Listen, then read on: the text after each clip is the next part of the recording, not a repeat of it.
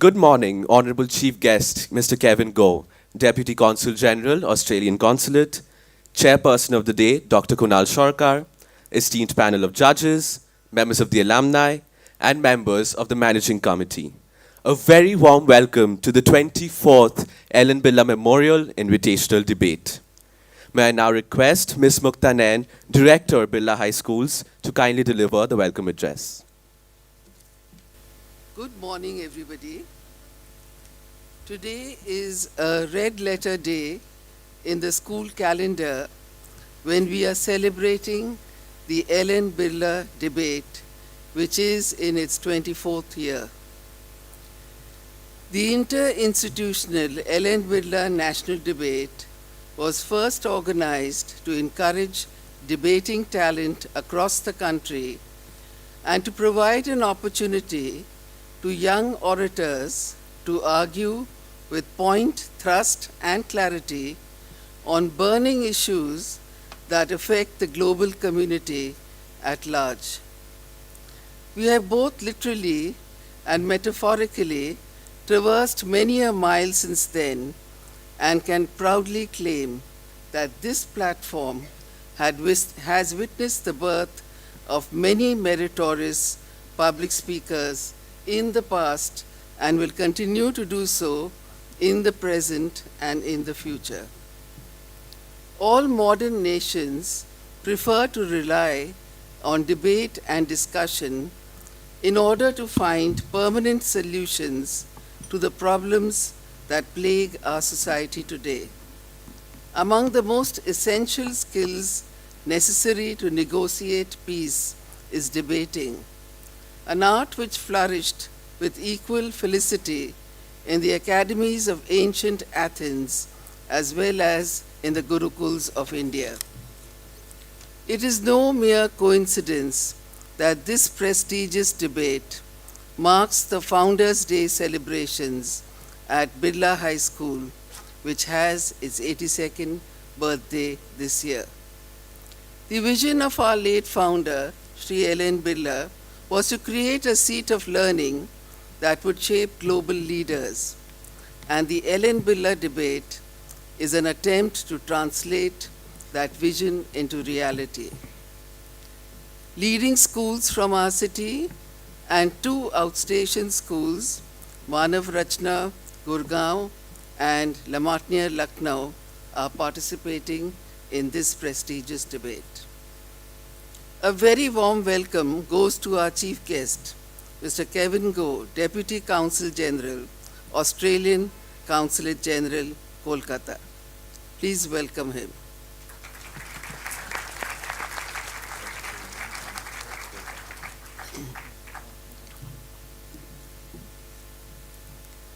He has a career as an Australian diplomat and public servant. Before taking up his position as the Australian Consulate General in Kolkata, he previously served at the Australian diplomatic missions in Cairo, Dhaka, and Bangkok. In Australia, he has served across several areas and government agencies, most recently the Department of Foreign Affairs and Trade's Geographical Desk for Bangladesh, Nepal, and Bhutan, and in the Office of the Ambassador for People Smuggling and Human Trafficking. He has also worked on Pacific climate change, environment, and disaster risk reduction programs, refugee and resettlement programs, and international student policy. Prior to joining the public service, Mr. Goh worked in the education sector as a vocational education and training college lecturer and secondary school teacher. As Deputy Consul General in Kolkata, Mr. Goh supports the Australian Consul General, Ms. Rowan Ainsworth, in enhancing Australia's expanding trade, commercial, and investment interests in the eastern and northeastern states of India. I also welcome Dr. Kunal Sarkar as the moderator for today's debate. He needs no introduction.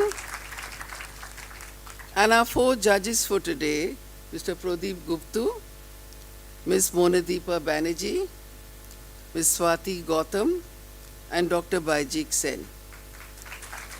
I am sure today our young debaters will take us to new heights in the field of oratory. Thank you and Jai Hind.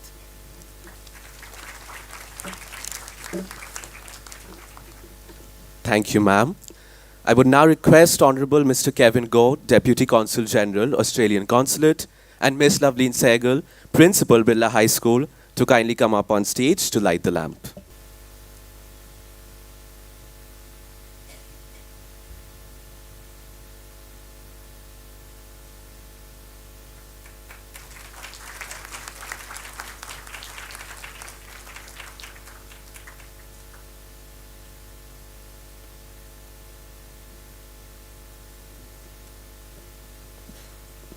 Thank you, ma'am. May I now request our Honorable Chief Guest, Kevin Goh, Deputy Consul General, to kindly address the gathering. Thank you, everybody. Good morning, Principal, Chairperson, teachers, distinguished judges, debaters, of course, and all parents and guests. Namaskar. On behalf of the Australian Consulate General in Calcutta, I'm deeply honoured to be invited to join you for this event today. Through my work, I have the opportunity to speak with many different types of audiences, including government officials, business people, academics, politicians, and other extremely eminent people. All these engagements are extremely interesting, and I learn something useful from each time. But I have to say, the people I always most like to speak with are school audiences, including teachers and students and school staff. They're always the most interesting, obviously, as you've heard from my bio, because I did used to be obviously a student, but I also used to be a teacher for several years, and I still do enjoy always coming to schools and visiting and speaking to the people who make their lives in education institutions. So it always brings back very fond memories for me. Australians and Indians both share a long history together, and now, as I'm sure most of you are aware, that our countries are finding growing ties in many areas. These include business, trade, society, of course sport, not just cricket, but other sports as well, and all forms of culture. But one of the many things that we both share as well is a belief in the value and the importance of education, not just for individuals, the students themselves, but also for countries and for societies. That shared priority is why, for example, Australia currently hosts over 500,000 international students coming from 190 plus countries of the world.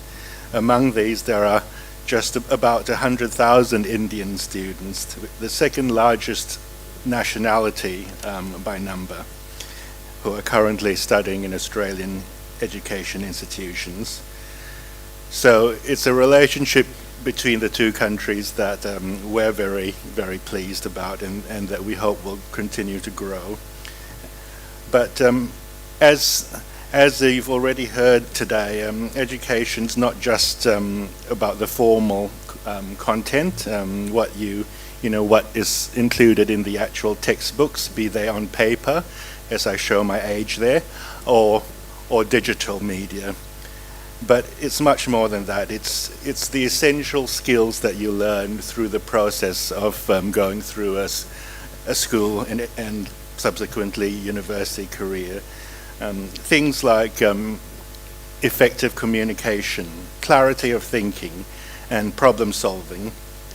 More importantly, it also includes ways of working, such as working in teams with people who may be very different and who may actually think very differently from you, in order to achieve a shared outcome.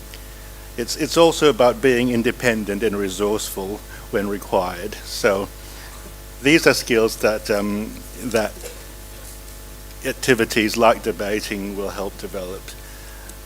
The actual content of what is taught in classrooms, and when I think back to my time in classrooms, both as a student and as a teacher several years ago, it's clear that what the material that is taught often becomes very quickly dated, both for individuals and again for countries and societies. But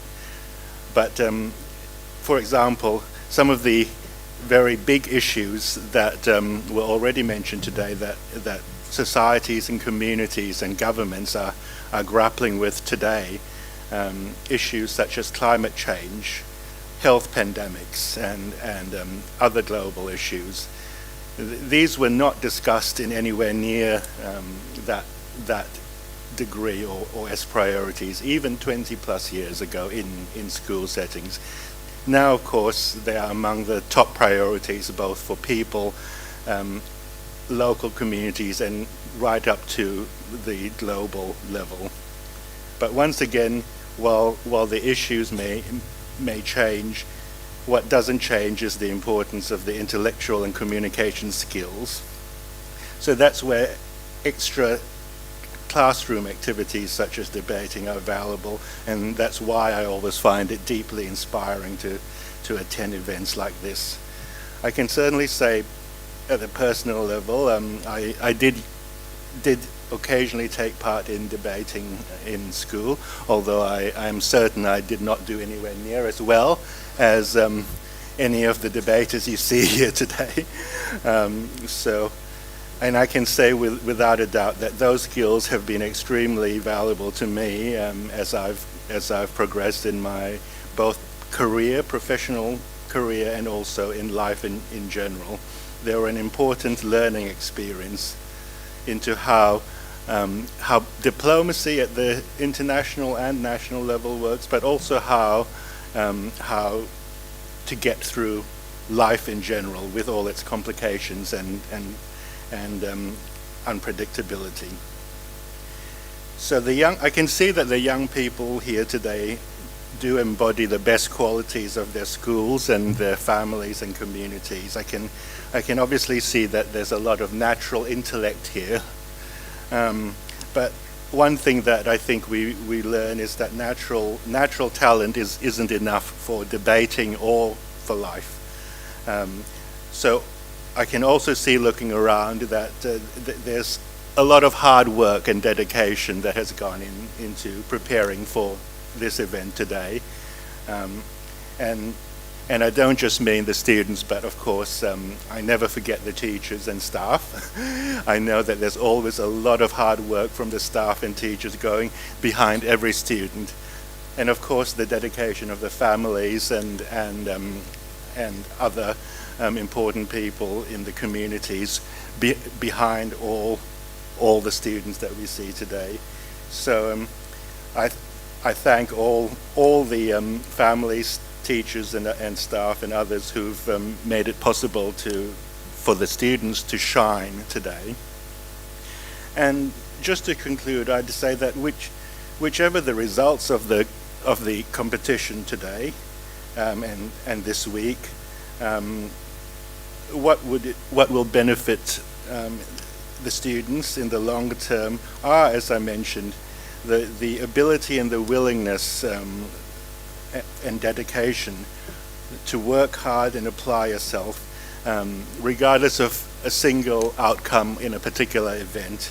There's no shortcut to hard work, and the skills that we've described, working with others, communicating effectively, and thinking laterally, trying to understand each other's perspectives.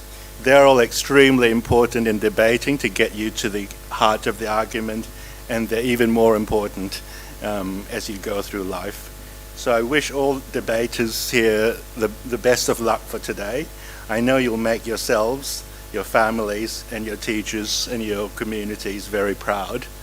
And thank you again to the teachers, families, and staff who make this event possible. And again, thank you for the opportunity for me to come and share this occasion.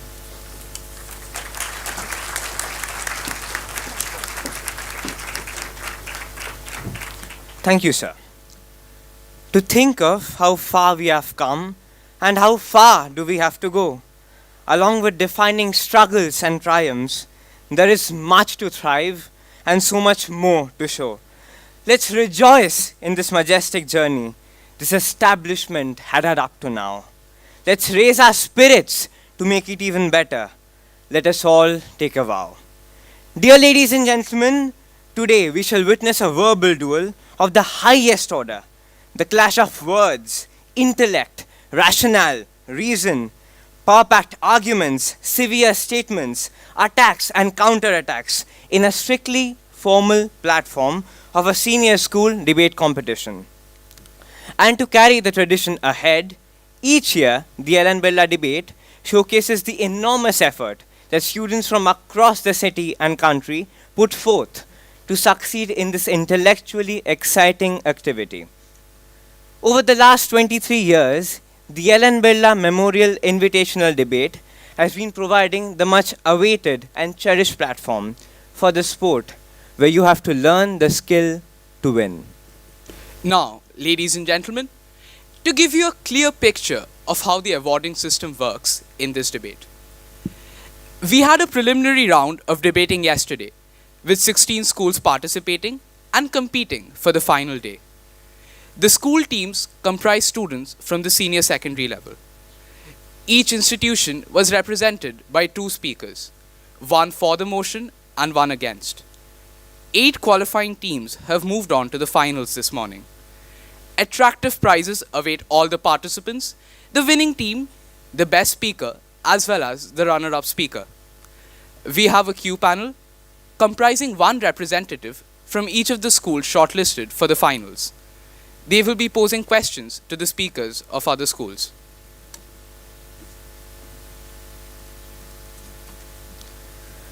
We are now ready to begin the debate this morning. It is my proud privilege to introduce to you our esteemed jury for this morning's debate. Our first judge is Ms. Swati Gautam.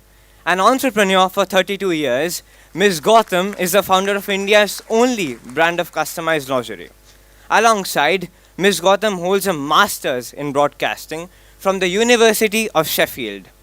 She has been a journalist and a marketing communications lecturer at St. Xavier's College for 6 years. Ma'am Gautam is a contributor to newspapers with her own fortnightly columns. She is also a trustee of the Calcutta Debating Circle and enjoys debating in both English and Hindi. Ms. Gautam is a fundraiser for many charities, including her own public charitable trust, Pukar. Ladies and gentlemen, please put your hands together for Ms. Swati Gautam. A token of remembrance shall now be presented to Ms. Gautam by Daksh Desai on behalf of BIRLA High School.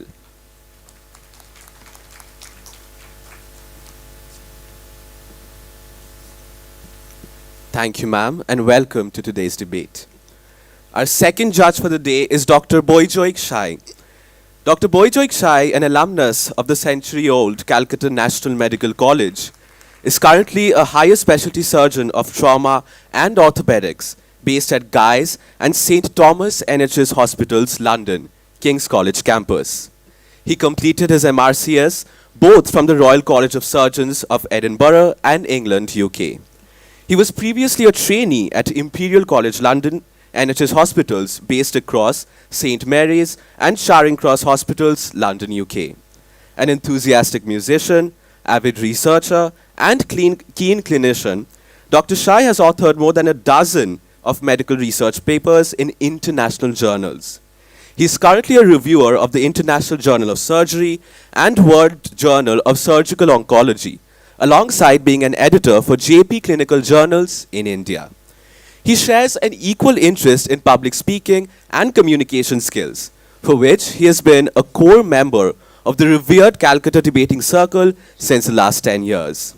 May I request Yatharth Agarwal to kindly present a token of remembrance to Dr. Shai on behalf of BIRLA High School. Thank you, sir. Welcome to today's debate. Our next judge today is Mr. Pradeep Guptu. Pradeep Guptu is one of the best-known writers of business and economics and a biographer of the men behind business. He runs his own research, survey, and writing company from Kolkata. He is the founder trustee with Dr. Kunal Sarkar and Dr. Shondeep Chatterjee of the Calcutta Debating Circle. Institutionally and in his individual capacity, he has organized innumerable debate competitions and training workshops, judged and chaired landmark debates, debated himself, and trained championship-winning teams in West Bengal and across North India. He is in addition the founder secretary of the liberal think tank Bengal Initiative. Mr. Guptu has also authored multiple books. The latest include the biography of a tycoon on the consumer goods sector and a government in India publication now on Flipkart, Atithi Devo Bhava. He has been a keen welfare worker for over 30 years through his club, the Rotary Club of Calcutta Inner City. Mr. Guptu is closely involved with the Green Movement in Kolkata and in his spare time advises and contributes thoroughly de-jargonized pieces for fellow citizens in the Urban Heritage and Activity magazine, Kolkata on Wheels. He has over 500 articles and editorials in the Economic Times, Business Standard, and Kolkata on Wheels. He has also penned a book on Din Dayal Gupta, which was released during the month of June. It is our proud privilege to have you amidst us, sir. Let us put our hands together for Mr. Pradeep Guptu. May I request Rishi P.K. Maiti to kindly present a token of remembrance to Mr. Guptu on behalf of BIRLA High School.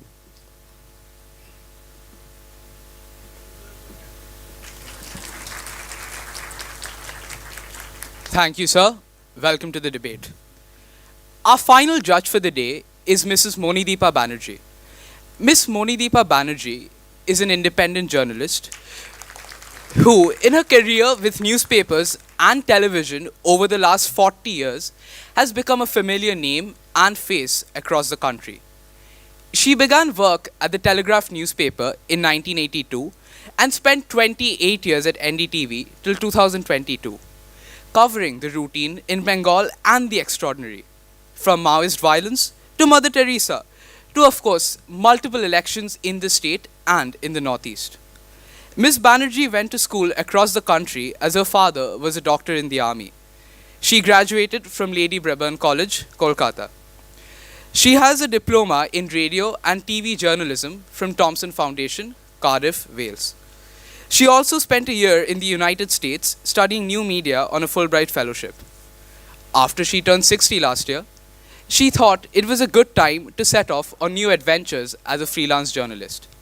She is now writing widely, including for the BBC. Ladies and gentlemen, let's give it up for Miss Monideepa Banerjee. May I request Yatharth Agarwal to kindly present a token of remembrance to Miss Banerjee on behalf of BIRLA High School. Thank you, ma'am. Welcome to the debate.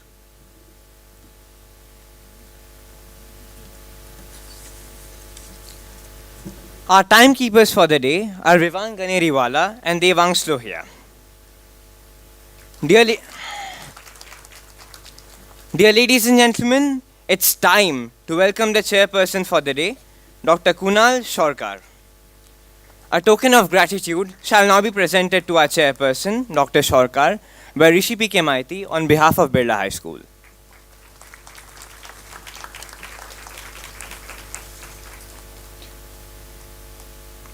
A warm welcome, sir. We extend to you our deepest gratitude for having taken out time for gracing this occasion.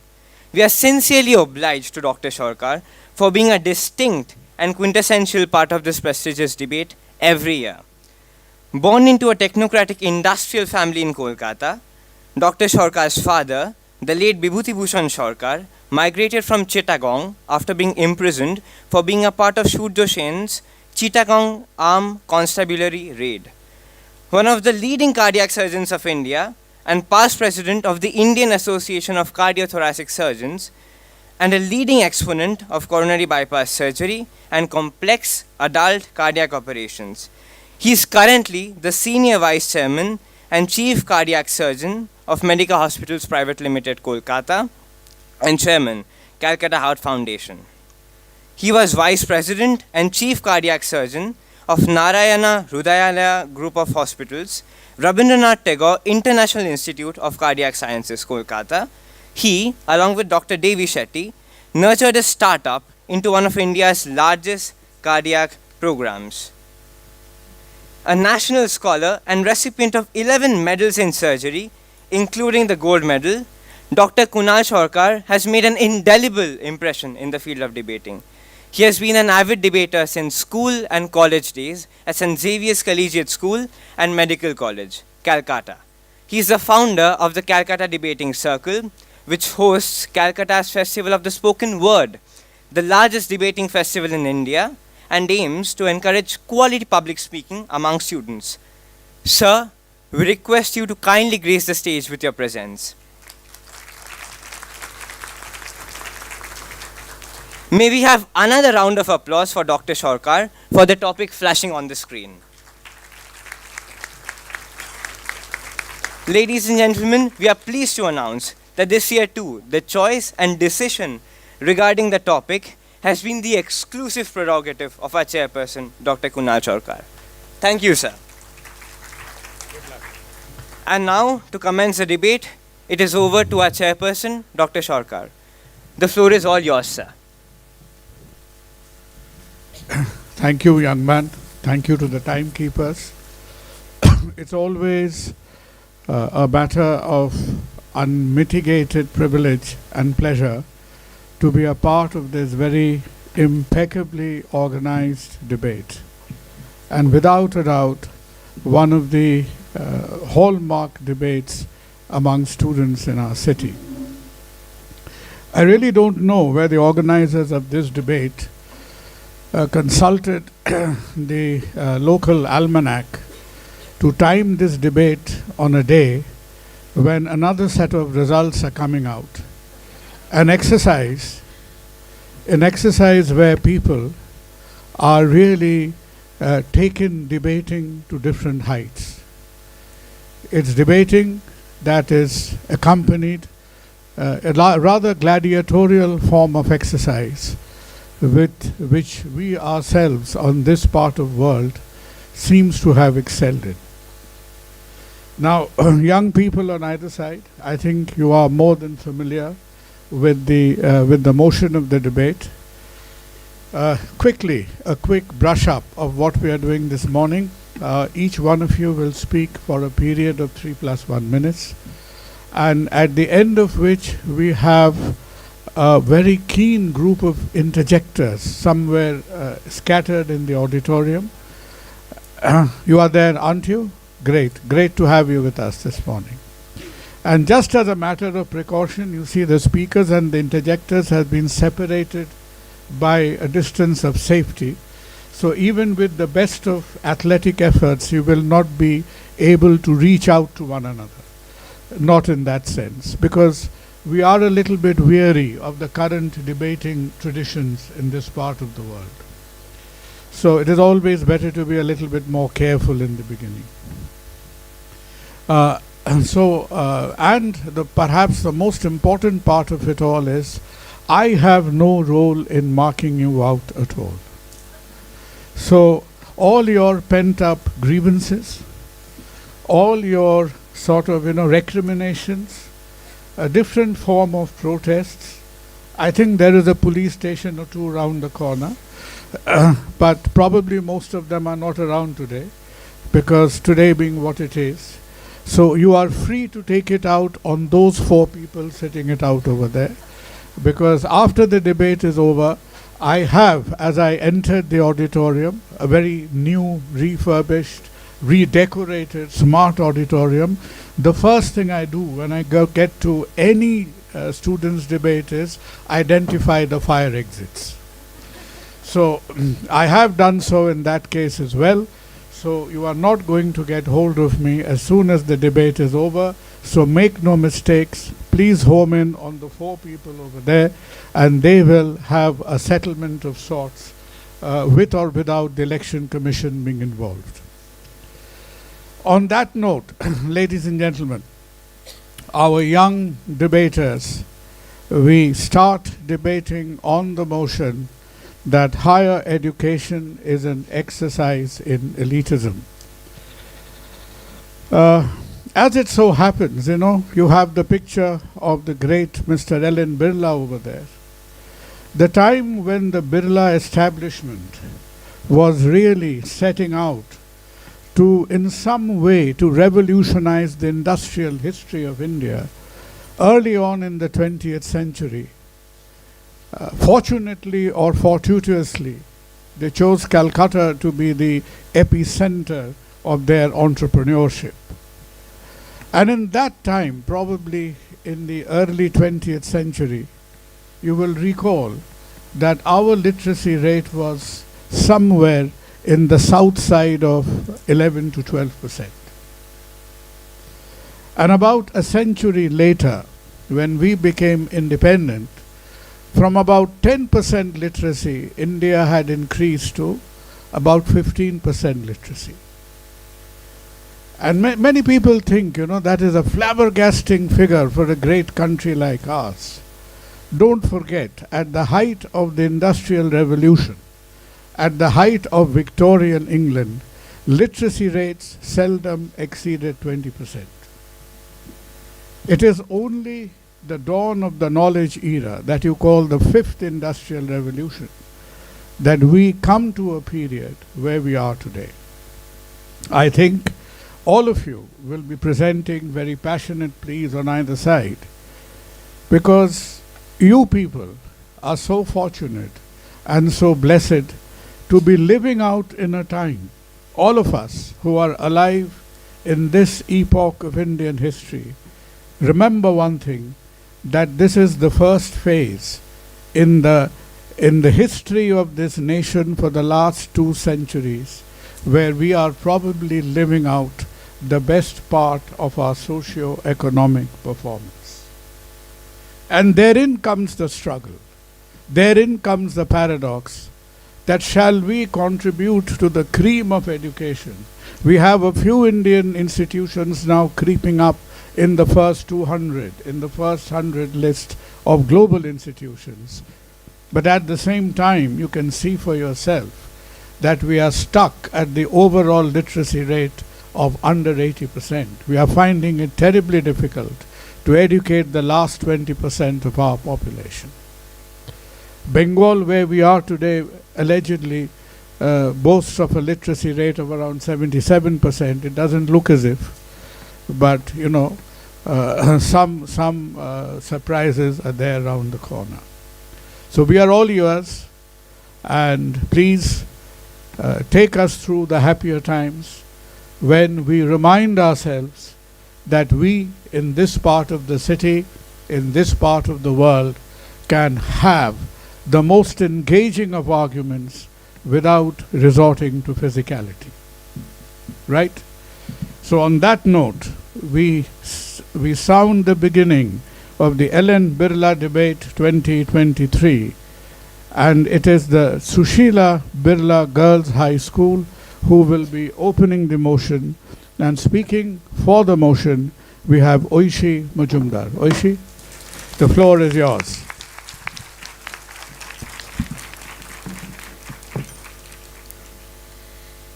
Ladies and gentlemen, I stumbled upon a cartoon the other day. In the cartoon, there was an examiner with a bunch of wild animals in front of him, an elephant, a dog, a penguin, and a monkey. He said, for a fair selection, everybody is required to give the same examination. And then he proceeds to ask all the animals to climb a nearby tree. Ridiculous proposal, isn't it? But sadly, a true one. What is the point of a competition if you handicap most people to compete? Good morning, respected chairperson, members of the jury, and my worthy opponents.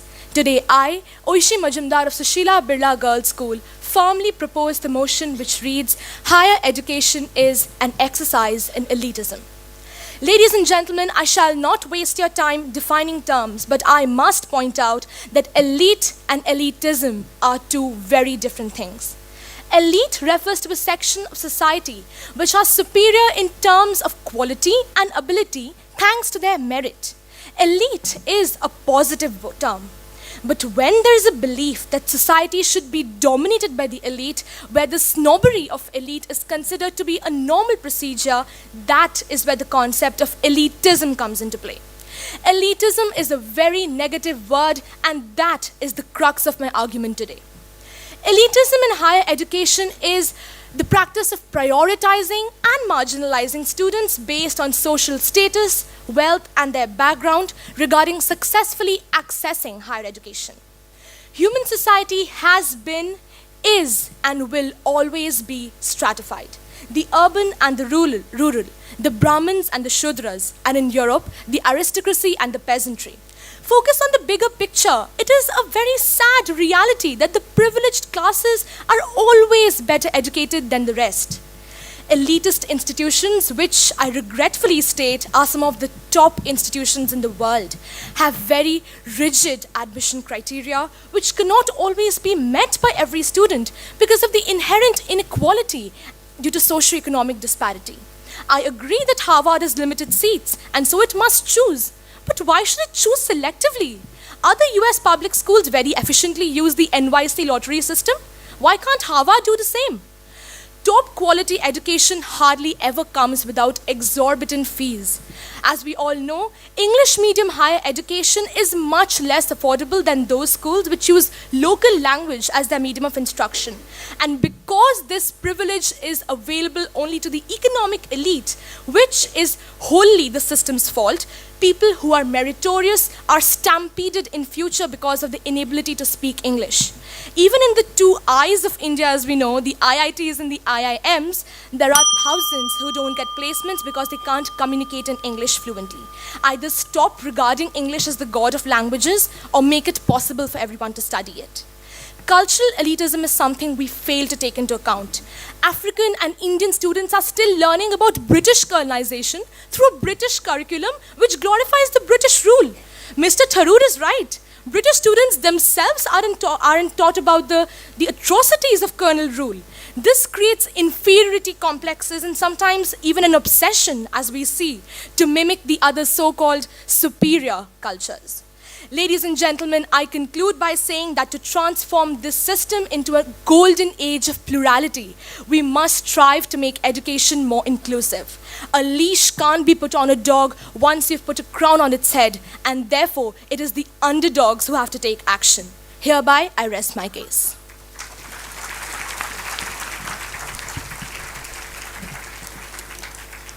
Very, very well spoken, Oishi, very well spoken. And that was a very firm opening with lot of clarity.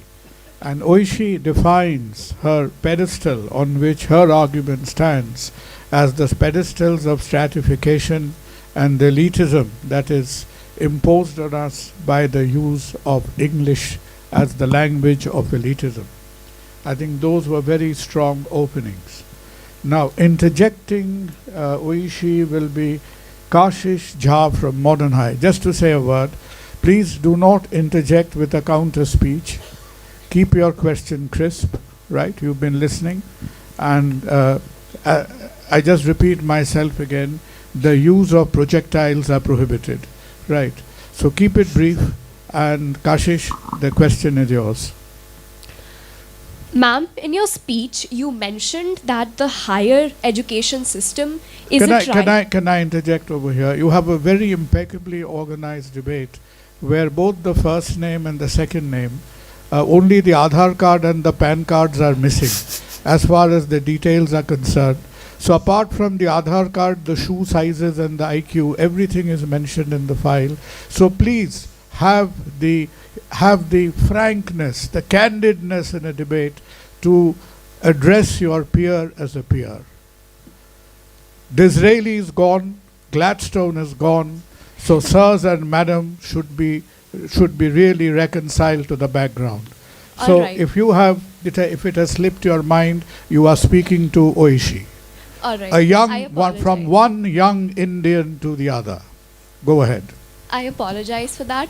So, Oishi, in your speech, you mentioned that the higher education system is handicapping the people in moving forward, and exorbitant fees are one of the ways in which it is doing that. Can you elaborate how this tree is handicapping people when after class 10 itself you have options of different subjects, different skills, and different areas to specify in, to qualify in, and also the assistant of scholarships to help you with it? Thank you so much for your question, Kashish. I would like to say that, like you said, after class 10, there are many, courses and other subjects to take up. But I would like to ask you, how many people actually have the choice of doing that? It is the elite who have the choice of doing that, and those who can participate even because of subsidized fees, like you said, I believe that once they enter into the sphere, they find it extremely difficult to settle in, because the place is already so filled with people who come from a strong economic background that they are discriminated against, and they find it difficult to carve a niche for themselves in the educational institution. And I believe that the term you use, scholarships, yes, scholarships, I agree. Scholarships are indeed a measure by which a few people who are not the elite, they can successfully, get a good education. But can you tell me, but I believe that these scholarships... Just make it brief. I'll make it brief. Please finish. But I believe that these scholarships are granted are still, they are not a commonplace thing. Everybody can't equally access scholarships. And also, to access scholarships, you need to have merit. And that if that merit is not inculcated by the school, by the higher education, because that forms the foundation for later studies, right? So if the higher education system We've is got faulty, the answer, Ishi. We've got the answer. You made your point. Well answered and very good question. Thank you, ma'am.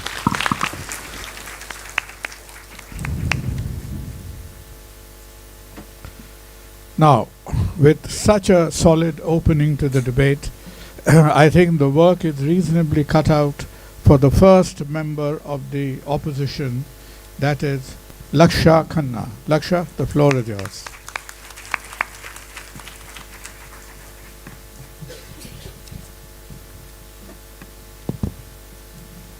Today, why is Harvard Harvard?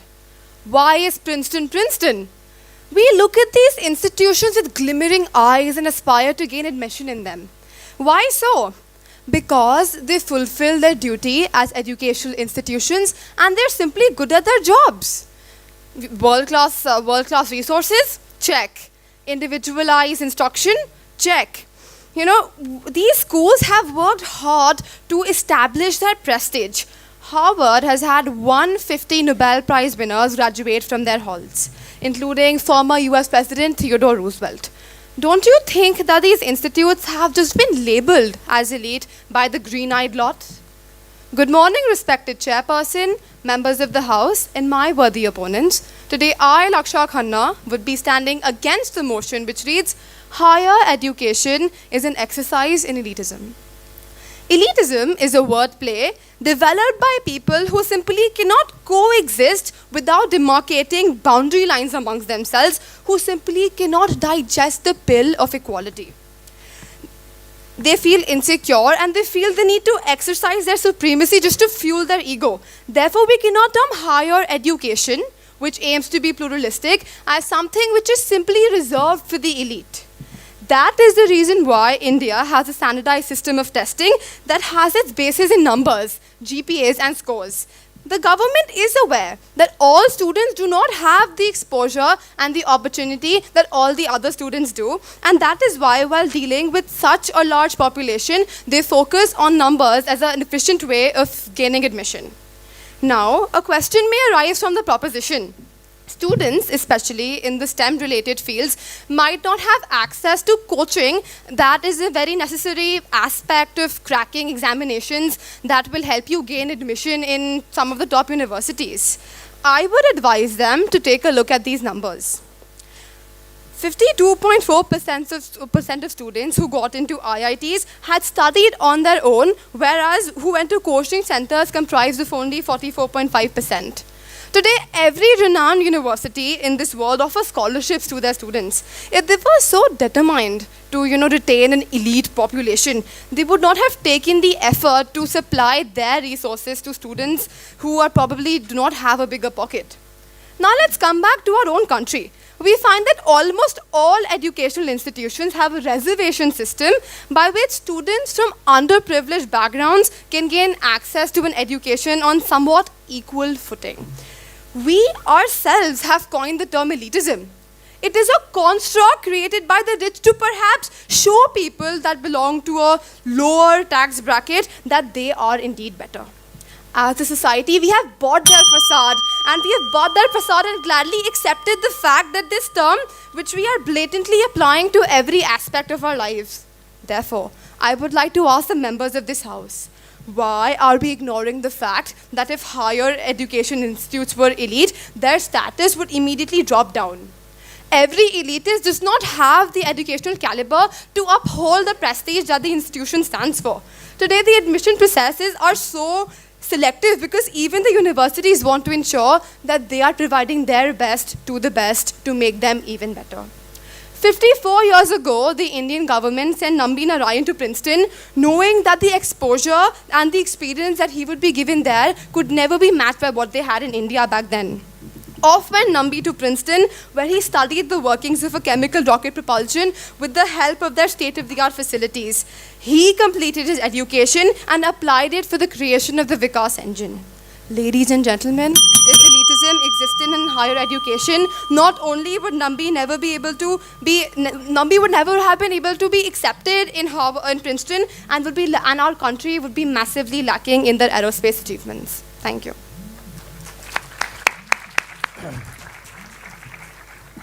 Thank you, Laksha. You could have well added the father of Indian Constitution to it, B.R. Ambedkar, because when Ambedkar went to Princeton, Ambedkar himself was sponsored, and he did not do one, but he did two postdoctoral work simultaneously at the same time. Very emphatic opposition. You remind me of the time when the great Narayan Murthy was giving an interview, and he said he was very anxious that his son was applying to colleges. I think this interview was in one of the American television channels, and he was asked that, why are you so anxious about? He said, look, my son is applying for the IIT. And then he was asked, what happens if your son doesn't get into IIT? He thought for a second and he said, there is always Harvard. Right. So that was Narayan Murthy's response in his paternal anxiety as his son was applying for the IITs. Now, let's see who's got the interjection targeted to Laksha, and that happens to be Kavya Mahajan from DPS Ruby Park. Kavya, we are all ears. Thank you, sir, and good morning, Laksha. That was a very interesting speech. I have a question for you regarding the statistic you quoted about the coaching centers. So, my question is very simple. Do you think, based on the statistics that you quoted, coaching centers do not help people ace standardized exams? And if so, if you were given the chance, would you not take a coaching? Because clearly, if there's people who can do it without the coaching, then it's not important, right? Thank you for your question, Kavya. Now, every student does not have the same capabilities. So today, if I'm a very brilliant student, I may not require coaching to crack an exam. When I quoted that 54% of students could do it without coaching centers, I believe that they had that sort of caliber to crack the exam without taking external help. Whereas the people who opt for external help are not at fault either. They may not have the brain width to actually, process all the information and be able to apply it later. Today, even when we go to school, sometimes we're offered tailored learning because not every student is the same. So if students, and you asked me that would I opt for coaching, I mean, I believe that if I required that sort of external help, if I was not smart enough and if I did not have the, the intelligence and the intellect to crack it on my own, I definitely would opt for coaching. But then again, when we're talking about elitism in this context, it does not come into play, because when you are meritorious, it does not matter whether you belong to a higher tax bracket or a lower tax bracket. Thank you. Thank you, Laksha. That was very well encountered. Thank you very much. As you brought up the question of the entrance test, there is an entrance test. Please sit. There is an entrance test where you have a big line of people who sort of take a jump into the greatest tragedy of their lives. That is when they're all queued up to become doctors. And that test is called NEET. I'm sure you heard of it, right? Something very important has been observed in NEET, very important, apart from being, the humorous part of it.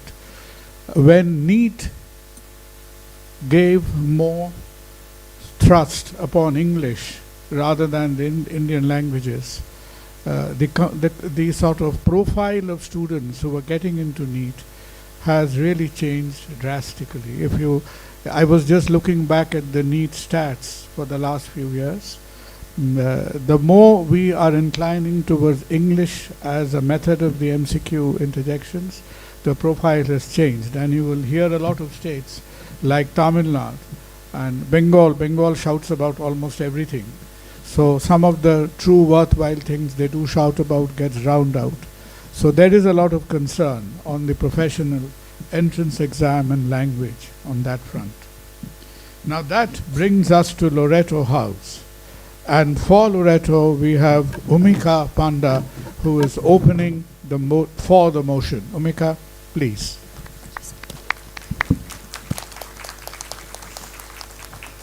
A very good morning to members of the House. I would like to begin by proposing the motion with countering a few things my worthy opposition speaker just brought up. Ma'am, no one is questioning the prestige of institutions such as Harvard, and we'll come back to Harvard University. We are questioning the accessibility to such institutions, even for students of merit.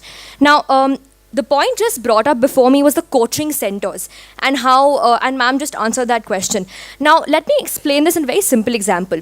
You're right, the caliber of a student is the natural inequality between one from the other. But their income, their background to be able to afford such coaching is a man-made inequality. So when you stand here and say that if I have the caliber to do without it, that's okay, that's coming from an extremely privileged position, because you're saying that someone who does not have the same caliber does not deserve to go to an institution like that because they need external help. Now, members of the House, many of my opposition speakers might come up here and say that we have government subsidized higher education, so it is more affordable to people, especially in a country like India, more people are attending colleges, etc., etc. The issue is not with the numbers, the issue is with the mindset. Be honest with me, would you treat somebody coming from an IIM the same as you would treat someone graduating from a less prominent business management college? The fact of the matter is, neither would you, nor would employers, and nor would their market value be the same. Now, since we have spoken so much about Harvard in the last few minutes, let's talk about the recent US Supreme Court judgment on affirmative action, which was brought up. Now, the Supreme Court struck down affirmative action, which was brought up in a case of Harvard and North Carolina universities, because they factored in the idea of race in admissions. Now, this was taken to be violative of the 14th Amendment of Equal Protection of Law and struck down by the United States Supreme Court. Now, many will argue with you, and it is true, that a lot of these higher educational institutions, not just Harvard and North Carolina, have these diversity quotas, so to speak, or this affirmative action, merely to make their institutions look less elite, merely to make their institutions look more inclusive. And this commodification of education is what makes it elitism. Members of the House, at this point, I think it is imperative for me to define what elitism would mean in the context of today's motion. A sense of belonging to an upper strata, be it in wealth or in understanding. Now, even though the costs and affordability of higher education is going to come up multiple times in today's debate, I would like to explain a very simple point to you. If you think that it is only a luxury for an average person in a third world country, higher education is only a luxury for them, you'd be mistaken. Higher education is practically a luxury for those in developed nations as well. Let's take an example of a research study conducted by the Bill and Melinda Gates Foundation. Now, this study was simply centered around why students don't want to go to college anymore. You'd be surprised to see 40% of the respondents said it is because of high college debt, or it is because the education was simply too expensive.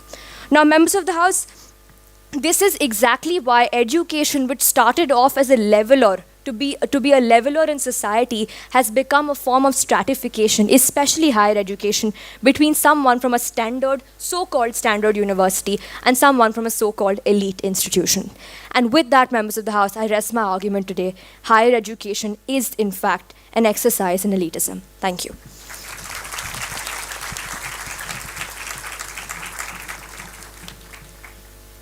Omika has really hit the nail on the head. And when she mentions the US Supreme Court ruling, I think that was a very apt reference as to what's going around in the contemporary world. Well said, well said. Thank you, sir. Actually, if you read through what some of the Supreme Court observations were, they really said that, you know, people like Harvard and Massachusetts General, they are in a kind of financial trap of their own. Because if you consider the financial outlay of Harvard, Harvard probably has an annual budget which is more than the annual budget of Uttar Pradesh. Right. Massachusetts General as a healthcare foundation is bigger than the state of West Bengal. Right. So they have got themselves into such a class category of fiscal existence that they'll find it very difficult to take a step back. Extremely good point. So Thank you, happy sir. for the fact that you referred to the US Supreme Court judgment.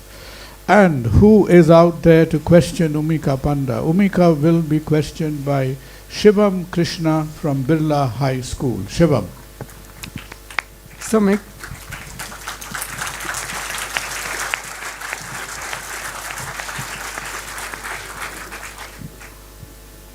So, Mecca, as you said, that education is no longer a leveler, but it actually leads to stratification.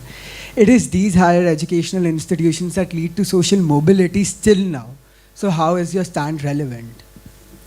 So the point isn't about whether these... Okay, let me ask you something. Who does it lead to social mobility for? For those who enter these higher educational institutions, right? These so-called top premium colleges. And this is exactly the point that I was trying to state. The accessibility to such top educational institutions due to their affordability, due to their fee, due to numerous factors is exactly what differentiates it. So you're right, it does give social mobility. But to who? To the ones who get into these institutions, right? Not to society at large or students at large. Well, that was a pretty succinct way to answer. Well done, Umika. And Umika will be capably followed by Aparajita Banerjee of Loreto House. Aparajita, floor is yours.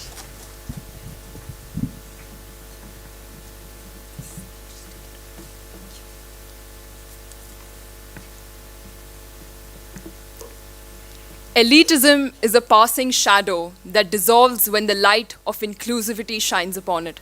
A very good morning to one and all present here today. Ladies and gentlemen, Emma Thompson's words eloquently capture the very transient nature, the very impermanent nature of elitism itself. A couple of days back, I came across an article in the Indian Express that was written, in fact, by a Harvard Law School graduate, and I'm bringing it up since the proposition brought up Harvard in the first place. Her name was Bhuvanya Vijay. The ISE topper of 2013 said, and I quote, "On my first day in the bustling lecture hall, the professor stood before an incredibly diverse group of eager students like me. As the first question was asked, knowledge transcended labels. The brilliance of ideas, unbound by pedigree, flowed effortlessly." Ladies and gentlemen, at that moment, education, the pursuit of education, united all. In that moment, elitism dissolved, dismantling, shattering its transient facade.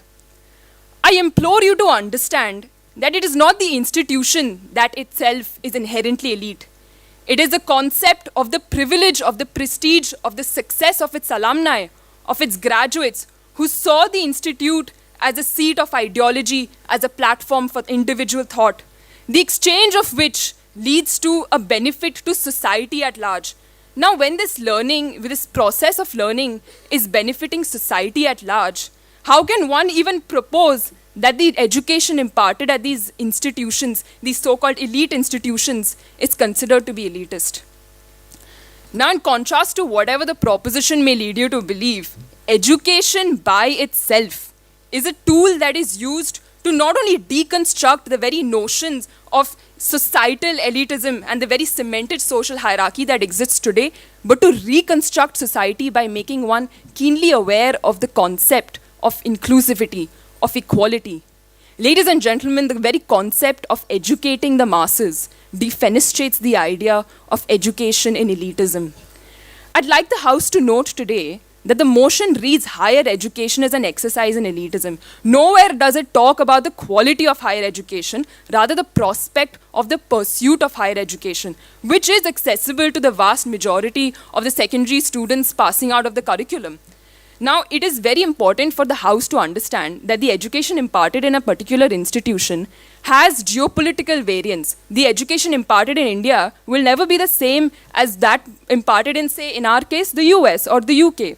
That is very important to note. Wanting to utilize the opportunity to access something that is going to ultimately benefit you, receiving this education by making them more skilled, doesn't make them elite. Rather shrewd individuals who are well aware of the benefits that the degree presents before them. The very intent of education is to give people, irrespective of background, access to opportunity. A great example of this is Dr. APJ Abdul Kalam. He's the epitome of the saying that when there is a will, there is a way. Hailing from incredibly humble backgrounds, he forged for himself a path of brilliant success in the country. And he came from, let me tell you, a vernacular, nondescript school and a very ordinary state-level college. I know the opposition will argue that this is the 1 in a million case, that this is the rare golden exception. But did his pursuit for higher education make him elitist? Are we considering sheer ambition synonymous with elitism now? Ladies and gentlemen, the proposition today has sadly focused on what education gives, the proposition today has focused on what education takes away rather than give. I rest my case. Thank you. Aparajita, thank you. You really had a very interesting spin to the topic. You presented your arguments very well. Actually, as you were speaking, it was almost sounding as if before the last French elections, that is what, President Macron, when he came around a couple of times, trying to counter the hard right of France, that is what he had said multiple amount of times. I think that poor fellow has got some thinking to do right now. So the world has turned around for him is concerned. And Aparajita will be questioned by Oyundeep Daloi from Indus Valley World School. Oyundeep, please, fire away. Good morning, everyone. So, Aparijita, I accept all the factual flaws which you have conceived here, but my question is that why are we ignoring the magnitude of the knowledge which the higher education serves us? What is your thought about it? Thank you. Education is known to be the great engine of personal development. It is through education that the daughter of a peasant cracks the UPSC exam. It is through education that the son of a rural worker becomes the president of a great nation. It is not what we have or what we get. It is what we make out of what we have, not what we are given, that makes each individual a separate human being. Now, no higher education institute is, as I said, inherently elitist. It is only some of its alumni and its graduates who use the tag of inherent elitism to go on what I like to call, and please forgive me if it offenses anybody in the audience, to go on what I call a subsidized ego trip. And with that, I rest my case. Thank you, Aparajita. You did very well sticking on to your guns over there. Did very well. Thank you. And following Loreto House, we have Birla High School. Right.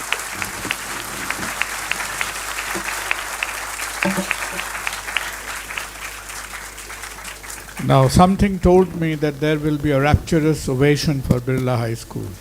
Now, why did I think of that? Right, fair enough. And for Birla High School, we have Muhammad Anas Ali. Anas, the floor is yours.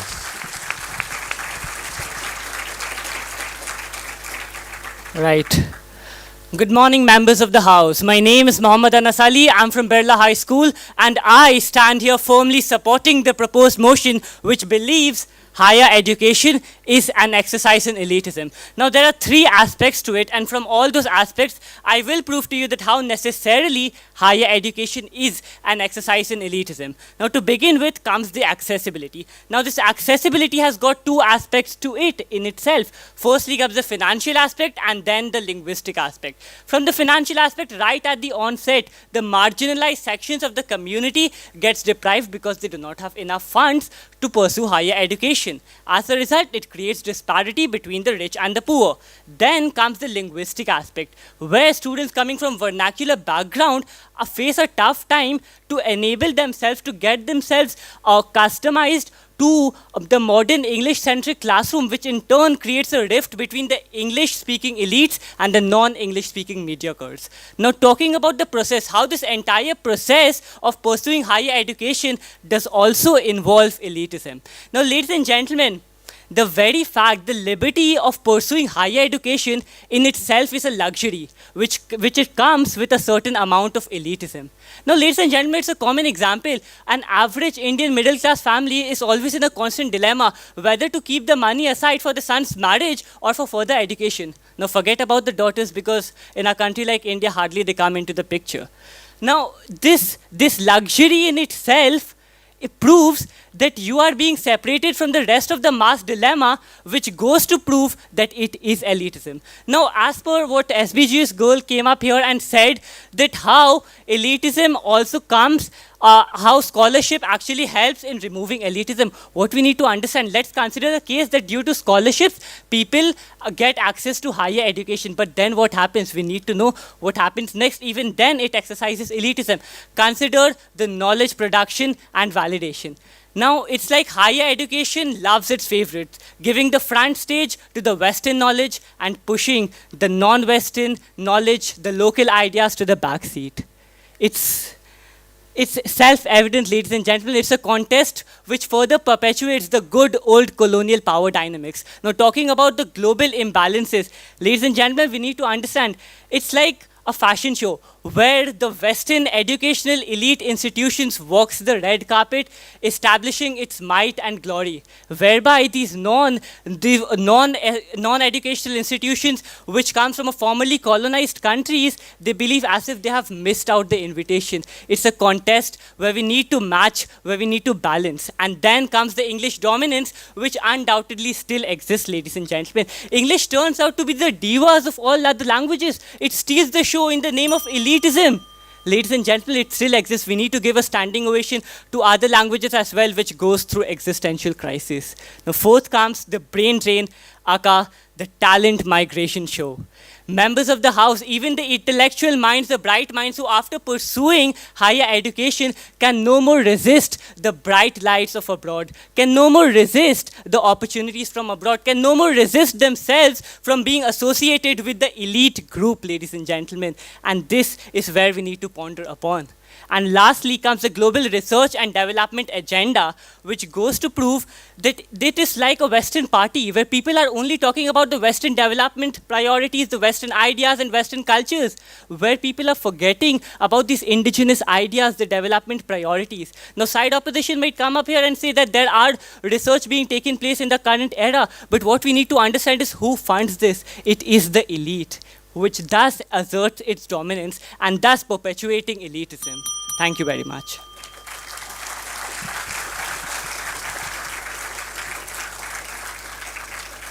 Very well done, Anas. We have the good news and the bad news.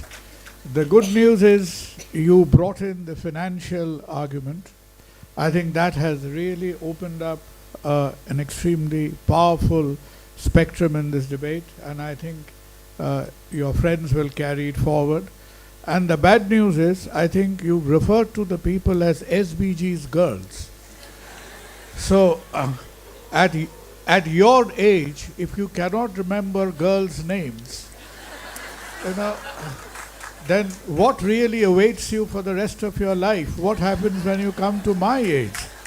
You know? So,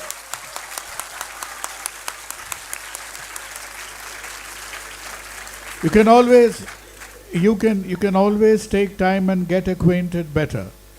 I don't think any one of us will stand in the way. We are all very liberal as far as that is concerned. But we do not want any references to SBG's girls for future reference, you know. But extremely well spoken. And I think, Anas has really opened up, he has driven a new wedge into the proposition. He's brought on the financial aspect. And just as a matter of information, 50% of all medical seats in India are auctioned for a price which is 10 to 20 times the mean earning of an average employed Indian, right?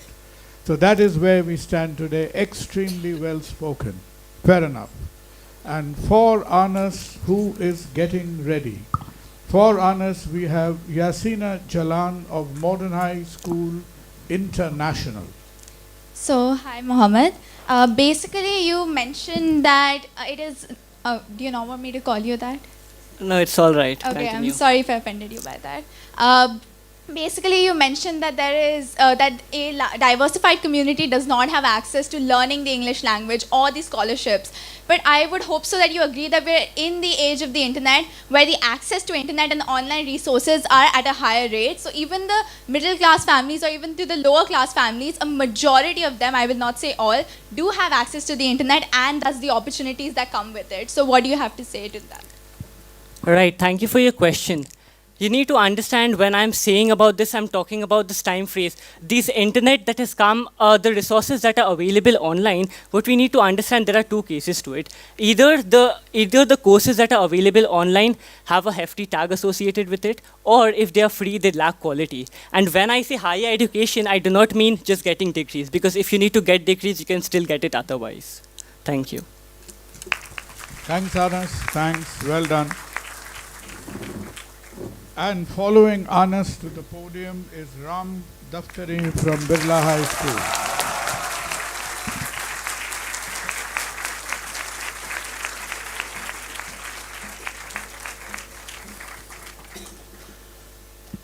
All right, good morning, ladies and gentlemen. First of all, it's already heated up.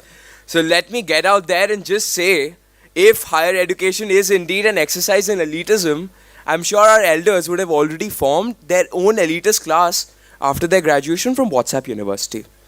Now, moving on a more serious note, there is something very important which we must understand here. Higher education is not a monolith. It is something which is very fundamentally diverse. And today, the burden of proof is on side proposition to prove to us that anybody engaging in higher education is also engaging in elitism, ranging right from a Jadavpur student studying a BA paying 1,000 rupees a year, all the way to an Ashoka student paying 10 lakhs a year.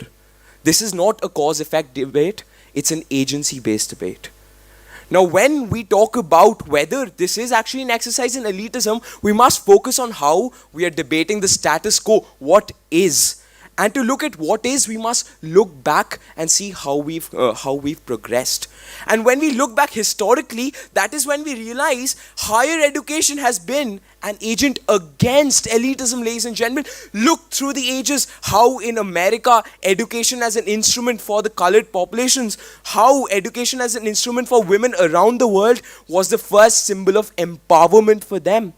That was a step towards inclusivity, and how can elitism exist where inclusivity is fostered?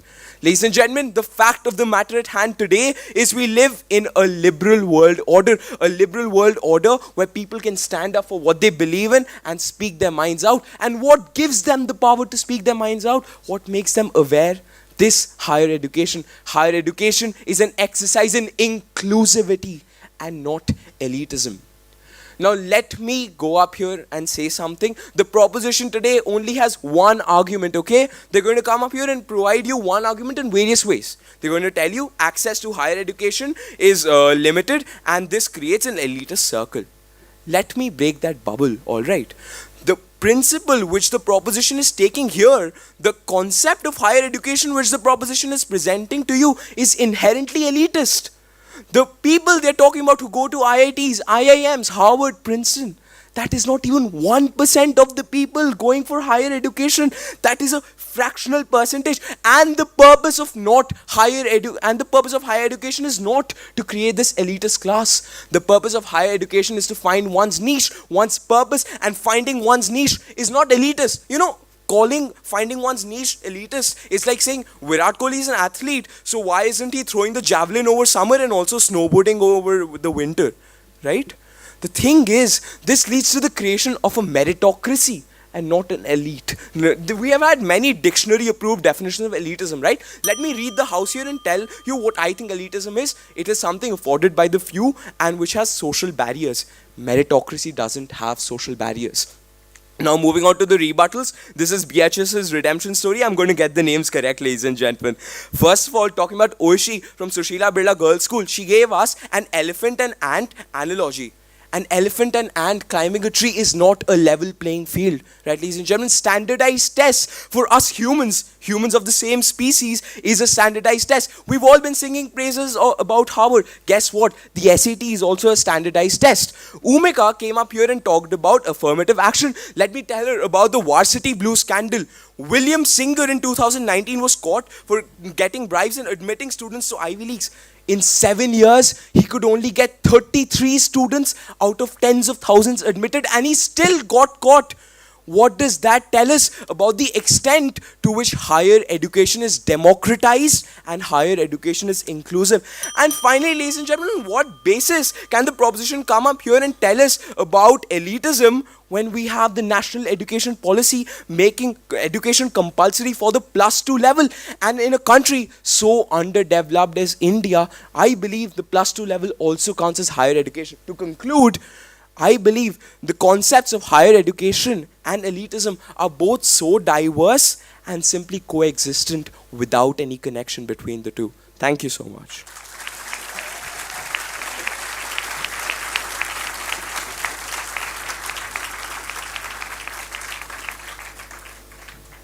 I think that was a very fluent,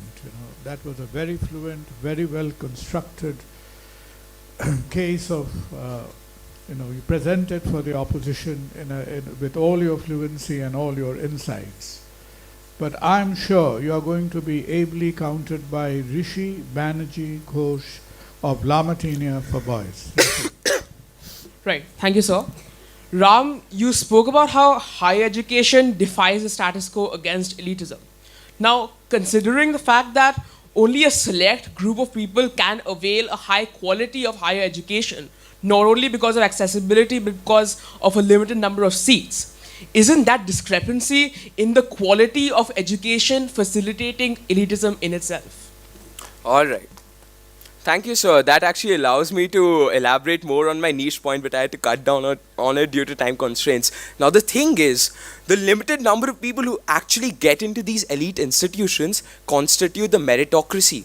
And when you look at the admission standards, when you look at how they're based on standardized tests and abilities, you realize that there is simply no way you can cheat your way into these universities, and there is no way your elite background can assist you in getting to these universities. The fundamental point of contention here is the difference between meritocracy and elitism. And at the end of the day, these prestigious universities, which again, like I mentioned, comprise a fractional percentage of the picture. Please, members of the House, don't restrict yourself to this fractional percentage. But this fractional percentage of the picture constitutes a meritocracy and not an elite class. Thank you. Thank you, Ram. Elegantly defended. Elegantly defended. Now, following Birla High, we have the Indus Valley World School. And for the proposition from Indus Valley, we have Madhupi Bhomik. Please. So my aunt is an IITian with an MTech degree and she can solve multiple complex algorithms in her brain within seconds, but she still does not look me in the eyes when I ask her why Nazism is a bad thing.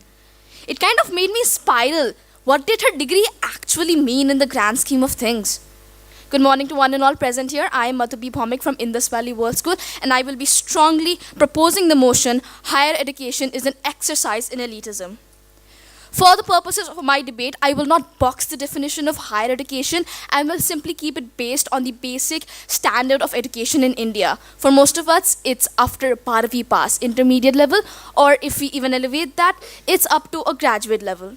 Now, why is this level here? Unaffordability is, as multiple people on my side of the opposition have said, is a huge factor. Fiscally, some people just cannot afford to go on studying when their families are starving. The context and the conversation for women becomes an entirely different thing altogether. And my opponent, Ram, talked about how these 1% of these institutions like Harvard and Princeton don't actually constitute the entire majority. It's a meritocracy. Ram, I would just like to say it isn't just based on what college you go to, it's also the fact that despite however smart you may be, the fact that you are identified as a no degree person basically labels you as useless in the eyes of society. And that this fractional 1% puppeteers our entire society around like marionettes. So no, we cannot say that they do not matter. They absolutely do. They make your decisions for you before you're born. Aparajita from the side opposition also said that the pursuit of education can dissolve elitism. And Aparajita, I would just like to say that how can the pursuit of education simply dissolve elitism when my brothers and sisters from Northeast India have wasted 4 years of their lives to simply get to equal footing with where I am today? There are multiple top colleges in countries like USA, even in India. IIT is one of the best colleges all over the world. But do you know about the actual funding of what actual budget they have? Ivy League colleges have an annual budget of $193 million. You might be wondering, wow, okay, so this goes into the resources. This does not. This goes into impromptu trips for the students to Cyprus and Greece. This is creating a complete barrier where these students who can absolutely just go places and not worry about their education are put next to students who have to work day and night and basically waste 3 years of their life to just get to that ivory tower which has been deemed completely unreachable by them. And again, I'm so sorry for attacking you so many times, Ram. But you have also said that no elite background can help you get into these top colleges because, you know, these tests are standardized and obviously everybody can afford Akash. Why not? I am an Akash student myself. I will obviously defend Akash. But you have forgotten to mention the ultra-rich. That is an absolutely necessary elite background that can basically give you free leeway into something like IIM, IIT, IISc, and AIMS. That is something that we can work and toil for hundreds of years and still not maybe even see the gates. In this today's world where the entire job market is just oversaturated with degrees, vocational jobs are actually better for your employment because by God, you don't actually need 6 degrees to get a job anywhere now. So yes, I do absolutely believe that the pursuit and the complete exercise, the higher education in itself is an exercise in elitism because there is absolutely no other system that we have made till now which can make it otherwise. Thank you. I think Ram has just breathed a sigh of relief. Right. You know, probably he'll have an opportunity to come back. It is said, you know, that half of the colleges of Oxford and Cambridge would not exist if not for the flourishing of slave trade for 2 centuries. So if you look at where the money metabolism of slave trade went into, in India today we snigger at the fact that a lot of the so-called black money, you know, from various things of life is finding their way into education. It was not a whole lot different about 400-500 years ago from today. The history just seems to be repeating itself. Well done, Madhupi. And who do we have ready for you? It is Ridhima Kuthari from Shushila Birla Girls High School. Ridhima, fire away. Okay. So my question to you is, what are your thoughts on the scholarship and financial aid programs that are given by the Ivy League schools to these people? Thank you so much, Ridhima. You have allowed me to make a point I could not make in my speech because of time constraint. Okay, fine. Have you worked it out from before or something? No. 4 minutes is too short of a time for me, and I have a lot of feelings. I completely agree with you. Yes. So, Ridhima, okay, let's say you do go into these Ivy League colleges. Let's forget Ivy League. Just take IIT. You do get into IIT. Congratulations, good for you. At the end of every year in IIT, the institute requires you to make a project that will help develop your society in some way. Basically, an overglorified, prove what you have learned in the entire year. Making this in itself constitutes a huge swathe of resources that even the ones who got in with scholarships simply cannot afford to do. These brilliant students who have simply lacked the resources that their peers have will be pushed down at the bottom as the fall from grace type of students. It's not their fault. Even after you enter IIT, it doesn't just end at entering. It ends when you get your degree. And if your journey stops before that, at the first year when you can't make what you need to do to prove what you have learned, then what is the point of talking about scholarship merits at all? Thank you. Thank you. Thank you, Madhupi. You know, the other day I was speaking in a seminar with a lot of IITians, and they got mighty upset with me when I mentioned the fact that with an IIT almost at every traffic light, we still have to beg and borrow for jet engine technology, which is about 85 years of age, right? So I think in some areas we really need to question ourselves.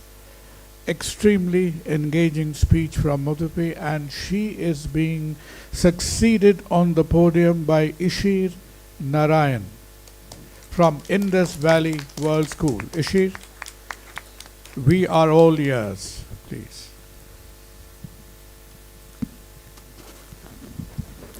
A very good morning to everyone present here. I would like to start by saying that contrary to popular belief, there are more institutes other than Harvard and IIT, and I will try my best not to mention them today. Just a few points that were brought up. Anas mentioned earlier today about the financial constraints. Well, very interestingly, the majority of the competitive exams in India, a vast majority of the people who actually clear these exams belong to lower middle class income groups. I mean, that does not sound like an elite group to me. Forgive me, I don't remember which speaker exactly, but someone spoke about degrees and that being the only thing valued in our society, the actual degree. Well, I think that undermines the value of education as a whole. It's much more than just a degree. It's the all-round development that it gives you as an individual. We've had a lot of talks about how it's an elitist group, and at the end of the day, a lot of people have said that it is just a way to show off your eliteness in some sense. Well, I would like to take the example of Raja Ram Mohan Roy.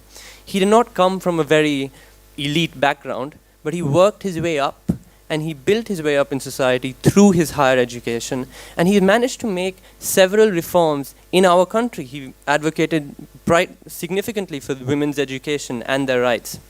Another question I would like to ask, if higher education is just a way to exercise your eliteness, just another way to show off the social class that you belong to, then why are everyone here speaking for the motion today?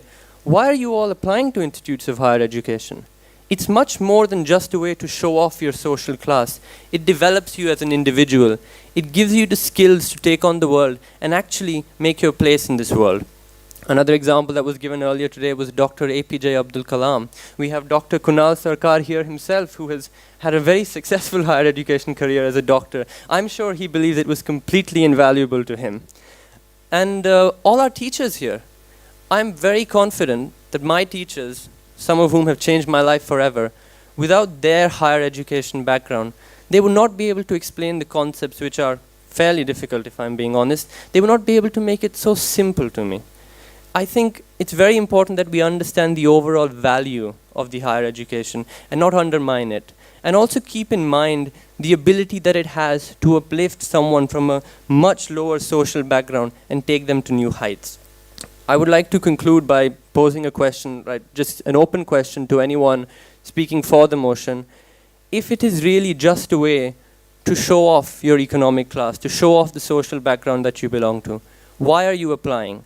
And if the reason you're applying is anything but just showing off your social class, I don't think I need to make any further arguments. I think your answers will speak for themselves. Thank you very much for your time and have a great day.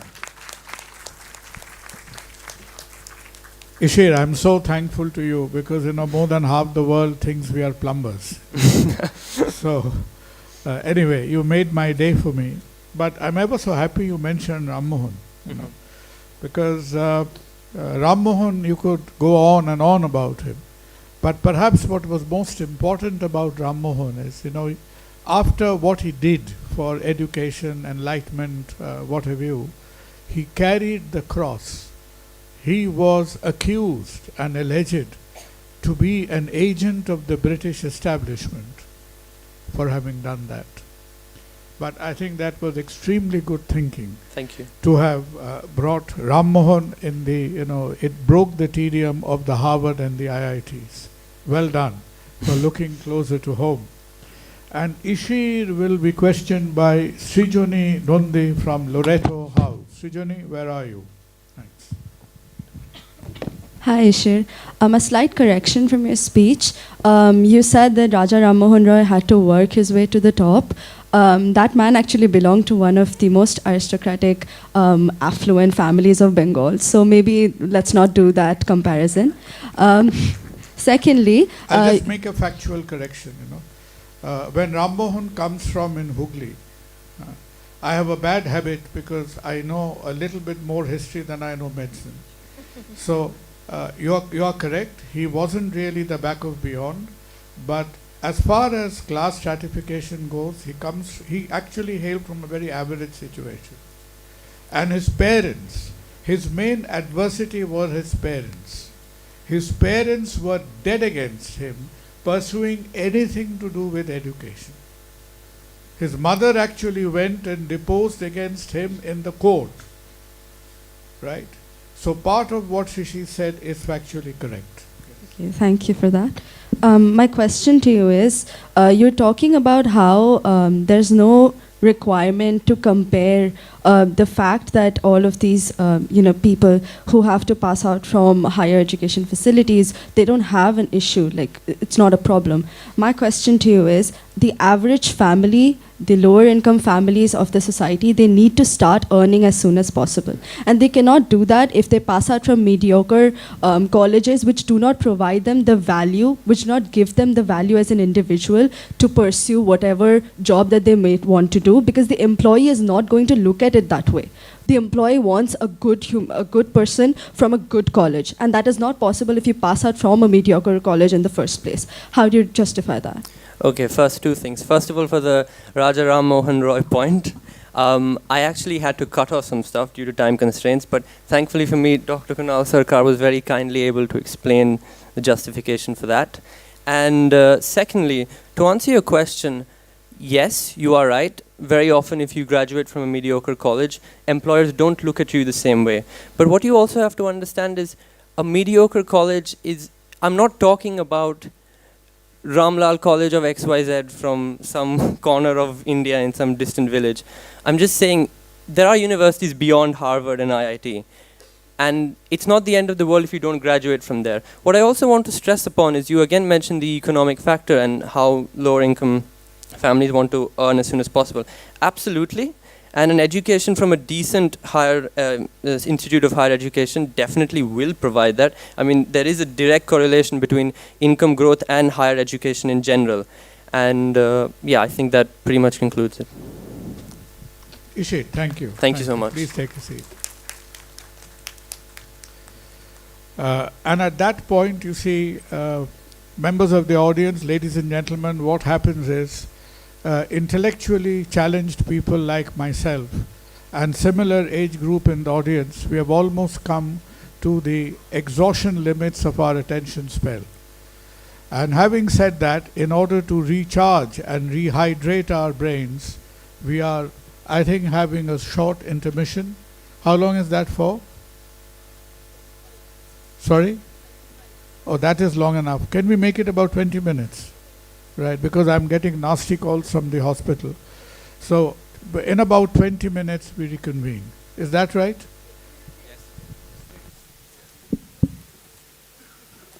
We will now have a break for 20 minutes. We shall resume with the debate at 12 noon.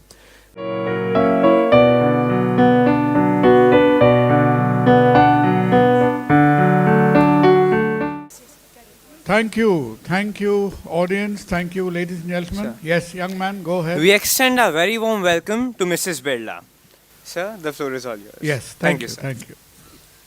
Actually, you should change the housekeeping appointments, because with the current state of mobile telephony in India, it is not required to switch your phones off anymore because they don't connect in the first place.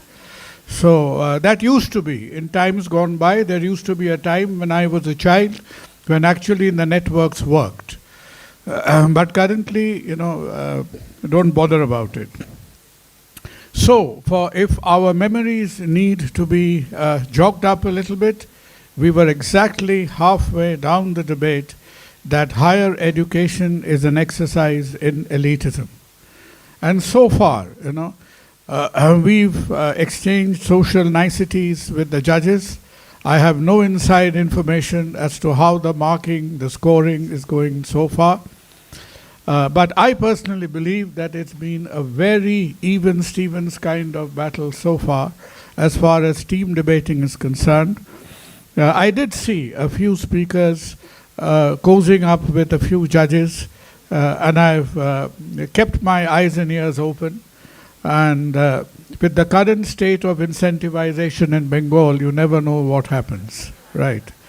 But I'm really not a very, I don't believe in conspiracy theories most of the time. That doesn't mean always. On that note, I think you've done marvelously so far. The first half has been a cliffhanger of a debate. And to keep up with the high standard of speaking, ideation, celebration we have so far, we have Modern High School International being represented by Raka Mukherjee. Raka, for the motion that higher education is an exercise in elitism. Yes, I hope everyone can hear me. Education, the art of acquiring knowledge and expanding our minds. Elitism, the art of acquiring knowledge and expanding our egos.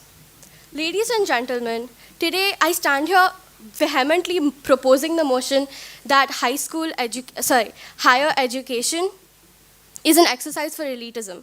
And by the end of my argument, you will have come to the undeniable conclusion as to why side proposition's point is self-evident. Now, to quote Aparajita, she said that no institution is inherently elitist. I'll come to that in a moment.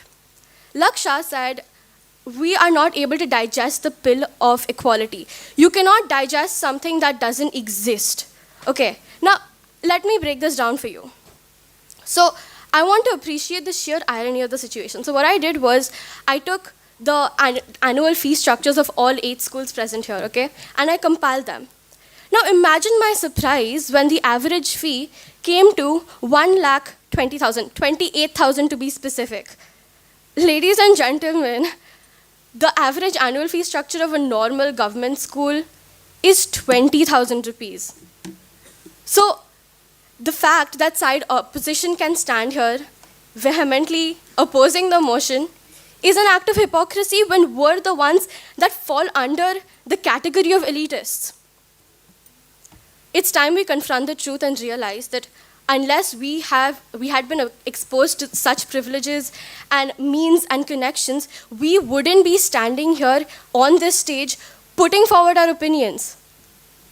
Coming to my second point, Ram, I'm sorry you're being attacked again by so many people, but he mentioned finding one's niche, finding one's purpose. My point is, how are you supposed to find your niche and find your purpose when you're bound by the four walls of elitism? I'll explain this through this. Now, this is a Rubik's Cube, okay? This is a visual representation of the admissions process. Now, each side is like the different aspects of qualifications that you require to gain admission, right? Now, as a student tries to solve this Rubik's Cube, they realize that certain sides are fixed. These fixed sides show us that these sides are the things that are traditional measures that must be taken to qualify from the admissions process, okay? Things like your educational background, things like your scores, of course. But what they also consider is whether your daddy donated a building. This is the fluid side. This consists of the untapped potential of the students who don't get through, the untapped potential and diversity and intelligence of students who don't have the means to support them. Now, this is what represents the diverse perspectives and talents. The thing is, you can understand this cannot be molded into the mold of elitist expectations that come with the admissions processes. Now, for the lack of a better prop, I'll just use my hand. This is Henry, meet Henry. Now, Henry is a symbol of accessibility and opportunity, okay? I'm sure we've opened a ton of doors in our lives, both figuratively and literally, and these doors lead up to a new world of possibilities. They lead up to new experiences, knowledge, and growth. Henry is what unlocks these doors and opens that world of possibilities. On the other hand, we have Tom, who opens another door and unlocks a different world of possibilities. Now imagine someone said that there is only one master key to open all of these doors, and I'm pretty sure every one of us here knows what master key I'm referring to.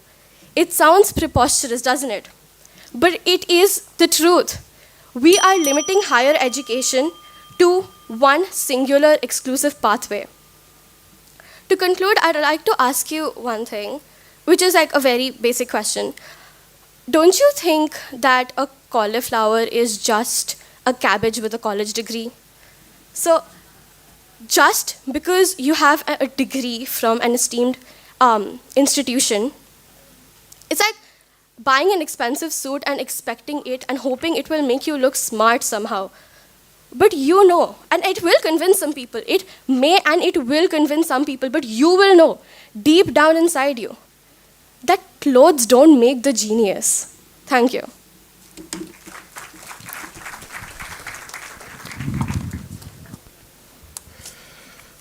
It's with a lot of bewilderment, Raka, I saw for the first time anybody use the Rubik's Cube from a debating podium, but you made very good use of it.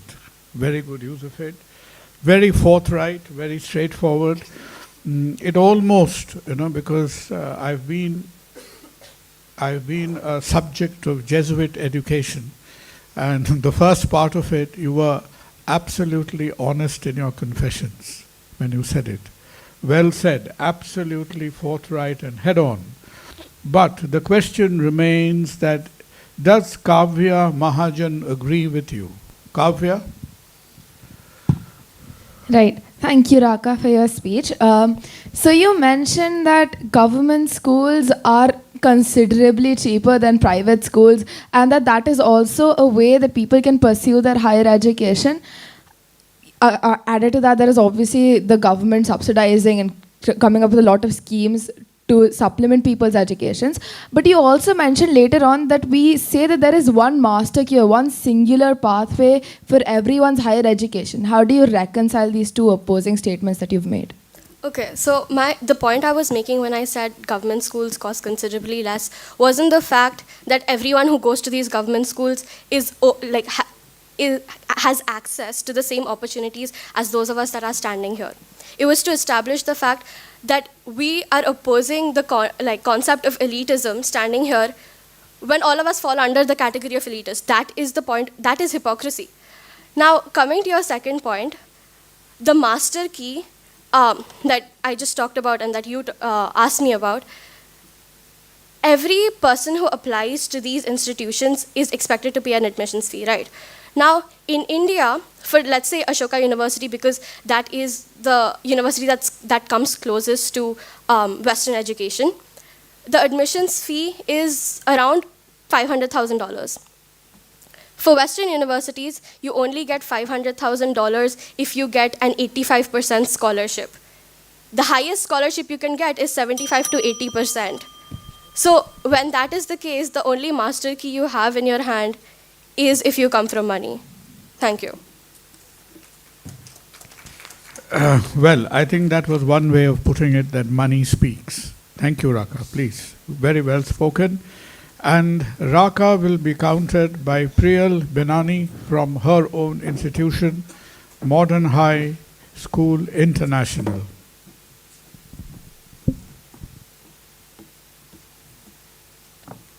Right, before I begin, actually just stay with me here. Can I just have a show of hands? How many of us plan to attend college after finishing high school? That is, yeah, that's quite a lot, right? The proposition the House would have us all believe that being aspirants, going to college is automatically a label for us being elitists. Essentially, as a society, we have to understand we have a hierarchy when we talk about higher education, right? What we do, I think Omika from Loreto House tried to point this out, how prestige is associated with top universities like Harvard and the Ivies. But what the proposition is still mistaking is it's equating prestige with elitism. And these are two different notions. What we're doing is we're using these top universities as an example of a socio-economic divide between people who go to these universities and those who don't. And that's where we're talking about the aspect of elitism, but it's completely misplaced. How many times have we opened our phones, we've scrolled through the Google articles that we get, and there are these articles about people from, say, lower economic backgrounds who've been able to achieve a top score for IIT entrance exams and things like that, right? What we're doing wrong is we're glorifying these cases as the exceptions when they are actually very common, very realistic. What we're doing is we're basing the notion of elitism, we're basing it on a stratification, right? I think Oishi from SBG has talked about the stratification as well, but what we're not recognizing is the stratification between classes is very self-constructed as a notion. We're glorifying these specific cases who've gotten into IIT despite not having enough resources as the exception, when that actually forms a huge population of students that go to IIT, right? It's reducing the plight of meritocracy by classifying different economic backgrounds into the aspect of elitism. Let's trace this argument a little further back, right? What is the point of higher education institutions? It's to improve knowledge, it's to give you skills, it's to upskill yourself, and also the fact that when you have a college education, your chance of employment do increase by a lot. What we're failing to address is higher education systems are essentially one of the only places where a diverse group of people from across social backgrounds can come to interact and learn, in the student community especially, right? Therefore, an institution that's essentially only promoting equality in literacy and things like that, how can we label it as elitist when all it is doing is promoting the notion of egalitarianism? It doesn't make sense. Now, a lot of my proposition speakers have talked about this notion of accessibility of education and cost, which I'm not denying. Accessibility of education is a real issue that exists today in this world. But what I do think is that basing the concept of higher education as elitist solely on the problems of cost and accessibility is quite hyperbolic, right? I mean, take Germany, for example. It's one of the countries with the best education systems, and it offers free ride scholarships for people who have a basic understanding of the language as well. So how are we terming elitism when it's directly contrasted by meritocracy within countries like this? In fact, even globally, with the pandemic, the influx of online universities that has come in has increased access beyond geographical parameters. I can sit here and I can access an MIT level course paying a minimal fee because of the advent of these things, right? Scholarships, grants, quotas, all of these contribute to us making education more accessible. I'm not saying it's the best situation right now, but what I am trying to say is it's evolving.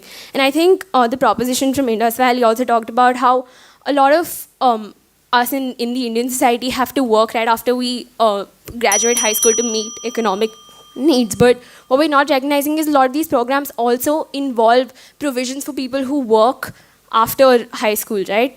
Just to sum up, it's absurd to say that going to college, having the experience of college is elitist, because higher education is not an exercise in elitism, it is only aspirational. A very reachable aspiration, essentially. Thank you. Priyal, thank you. If memory serves me right, about, I think, 7.5 to 8% of the entire Indian population are graduates. And that cut across states. I think the highest percentage of graduates probably are in the Union Territory of Delhi or something like that, which reaches 20 plus. And the more you go towards the smaller states, the northeast, it really falls to pretty low figures. So it depends. I think you've made an extremely strong point. You've stood your ground and said that stratification, is nothing that spoils the egalitarianism in education. But we have, and I'm sure we will have a question from Modern High School to be presented by Kashish Jha. Kashish. Thank you. So, Priyal, you mentioned that higher education is not an exercise in elitism. Can we have the lights on her, please? It is an exercise in aspiration. However, you merely mentioned the economic divide between people. However, stratification is not just about class. It can be caste, it can be gender, it can be class, it can be in many ways. And one example as a statistics I would like to provide, only 14 girls in among 500 students topped in JEE last year. So could you please elaborate how can aspiration function over multiple sources of stratification? Right. Thank you for your question. First off, when I say higher education is not an exercise in elitism but aspiration, what I'm trying to say is all of us work towards the goal of higher education. Now, the point about stratification, the thing is, I'm not denying the problem of access to education. What I'm trying to say is that can't be the entire basis of basing higher education as elitist as a concept. What I'm trying to say is there are solutions in terms of the class differences and things that come in. There are quotas that are being talked about, there are government subsidies, there are problems that are addressing these issues head on, right? And even with the number of the statistical people who, from India itself, who go to college, it's increasing year by year. So clearly change is there, right?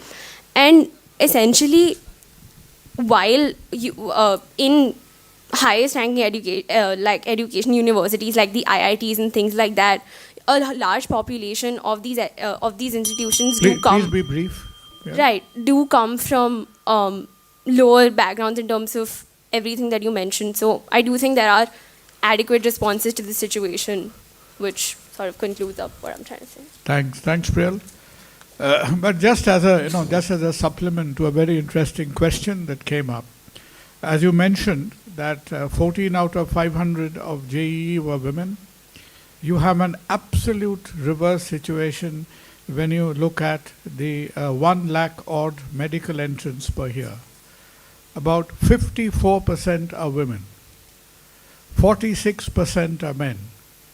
But, if you end the sentence over there, that is only half the truth. Our problem lies somewhere else. And our problem is, at the end of this 5 years of steeplechase, what happens is, people coming out of the system, only 30% are women. So if 54% has come in, only 30% are coming out, which means that we are not able to do justice at the end of the life cycle of the butterfly. That's where the problem is.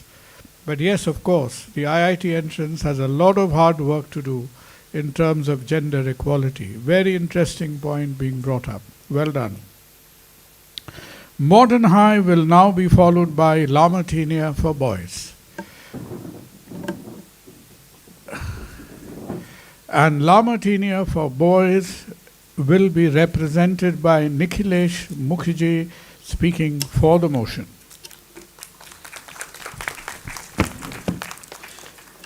Ladies and gentlemen, Winston Churchill, when talking about democracy, once said that the best argument against democracy is a 5-minute conversation with the average voter. When I received this motion yesterday, I applied that principle to the concept of higher education. On my way back to my school, La Martiniere from BIRLA High, I met a person who sold coconut water on one of the crossings of our road, a person who is very far from terms like elitism and privilege. And I asked him what his opinions are on sending his children for higher education. And what he told me was very enlightening. When they go to college, they will become big people. And that, ladies and gentlemen, is the crux of our argument today. There has been an explosion in aspiration. There has been a change in the quantities and statistics of people who have access to higher education. But where side opposition falters is in assuming that that change in statistics has led to a change in the attitude of people towards education. Because, ladies and gentlemen, whether I talk about us wearing ties and blazers from elite institutions of our city or the poorest sections of our society, higher education is that bridge which takes you right to the elite of society. And that, ladies and gentlemen, is my contention today. Because I will not fool you like other speakers of the proposition. I'm not here to tell you that there has been no progress. I acknowledge that there has been progress. That's why I would say that education in today's world, the concept of a simple secondary education is not an exercise in elitism, but higher education is. Because today, in society is deeply divided. There is one section of people which has aspirations. There is to reach the other section of people which has already accumulated a decent degree of privilege and capitalism. What side opposition tells us is because these people of the aspirational society have access to higher education, it means that higher education is not elitist. But what they fail to understand, but what the coconut seller on the road of Loudon Street does understand, is that higher education is that ticket to elitism. Even among the people who are not from elite society, higher education is not something which has been normalized in society, which is something that is every person's right and that is every person's normal course of life. It is a ticket from that section which has aspirations to that section which you want to get to. That is a gateway. That is the concept of elitism which is propagated by higher education. Because, ladies and gentlemen, understand that today in Indian society, we have dividers like race, caste and sex. But one of the biggest dividers of society is education. Today, when we discuss politics, what do we say? Oh, that is a mob which is being controlled by the politician. Today, the communists among us will talk about the lumpen proletariat. The political analysts will talk about how politicians exploit the masses. What is the difference here? What is the pedestal on which we put ourselves and talk about the rest of Indian society in this way? The pedestal is education. Ladies and gentlemen, that concept of education, the concept of having a college degree is a fundamental marker in Indian society. Moving on to my refutation.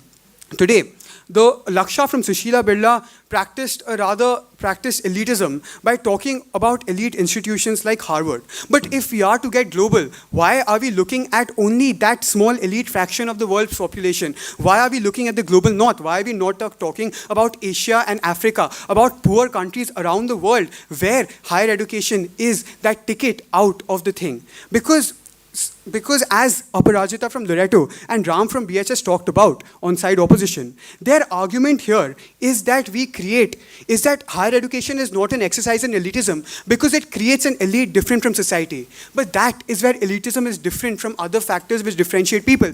Today in Article 14 and 15 of the Indian Constitution, you have race, you have sex, you have caste, because those are definite markers. But elitism is not a definite marker. It does not fall under the reasonable classification. Ladies and gentlemen, elitism is subject to change. And if you create a new society of elite from a previous society of elite, that does not change the fact that you are exercising elitism.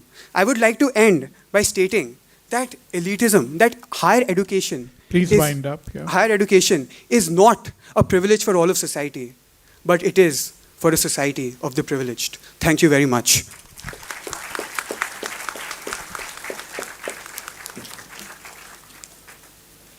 Nikhilesh, very, very, very well crafted. Very well crafted. We've all been going around Harvard, but probably the elephant in the room is a certain gentleman called Thomas Bevington Macaulay, who lived not far away from here, and whose Minutes on Education of 1836 has probably, to some extent, his home country has got rid of it, but somehow, like the COVID virus, it has got incorporated inside the Indian genetic code. And that is the great success of genetic engineering of Thomas Babington Macaulay. And pointing the questions at you is Ayandeep from Indus Valley World School. I have an equivocal question for you, Nikhilesh. So why do the higher education system claims to have the label of equality, regardless of not serving all the sectors? Thank you, sir. The concept of higher education having the label of equality, first of all, is flawed. Higher education has the label of equity, which means that you get what you deserve. Equality does not mean, equality means a situation in which everyone has the ability to get in the same place through higher education. Equity is a situation in which higher education takes you where you deserve. Therefore, that concept of merit is, first of all, a very important concept in higher education. Secondly, the equality which is being talked about in higher education is equality when we look at historical systems of discrimination like race, like caste, like gender. That does not change the fact that the people who come from these discriminated against sectors of society, the people who come from the sectors of society that have been oppressed, treat this equality of society, treat this equality of higher education, not to achieve equality in society, but in fact to reach that elite which they have been deprived of. And therefore, just because it changes the composition of the elite of society does not mean that it is not practicing elitism. Thank you. Good question, and I think an equally substantial answer. Thank you, Nikhilesh. And Nikhilesh will be followed by his colleague from La Martiniere for Boys, Gurmeer Singh Bindra. Gurmeer, the stage is yours.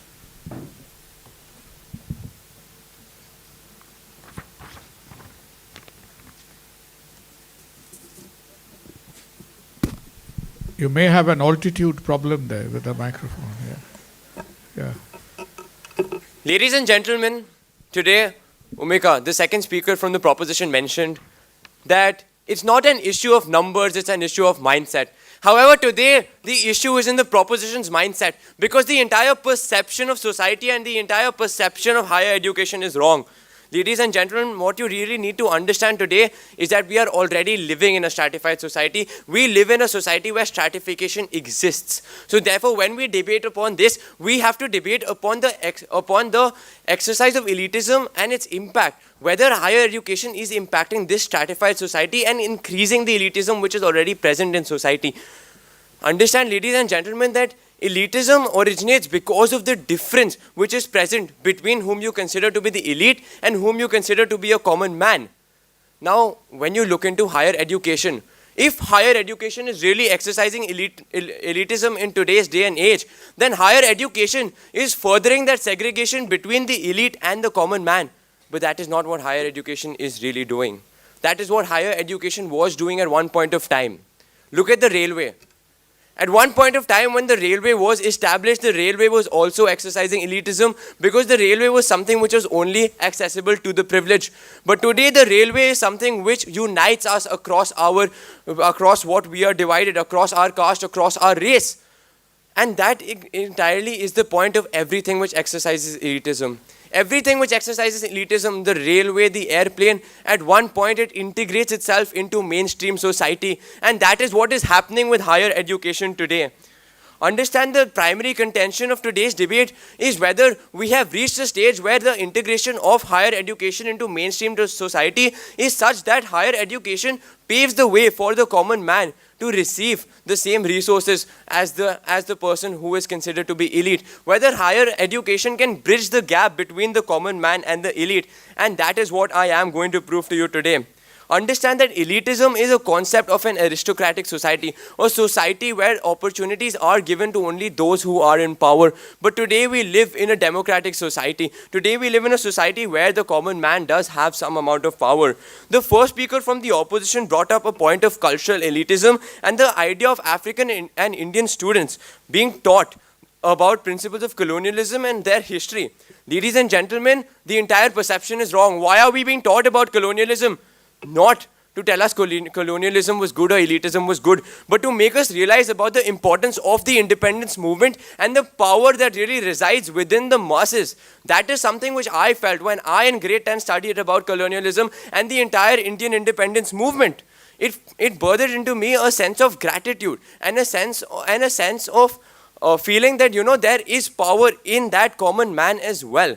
Understand that today our chief guest stated that education incorporates the qualities you imbibe, not while pursuing knowledge, but also effective communication and clarity of thinking. Education imbibes qualities within us, and one of these qualities is the idea to think and the idea to have a certain degree of freedom which we can demonstrate in society. That is why you realize that all anti-communist movements, most of the anti-communist movements in students, most of the movements which you would consider to be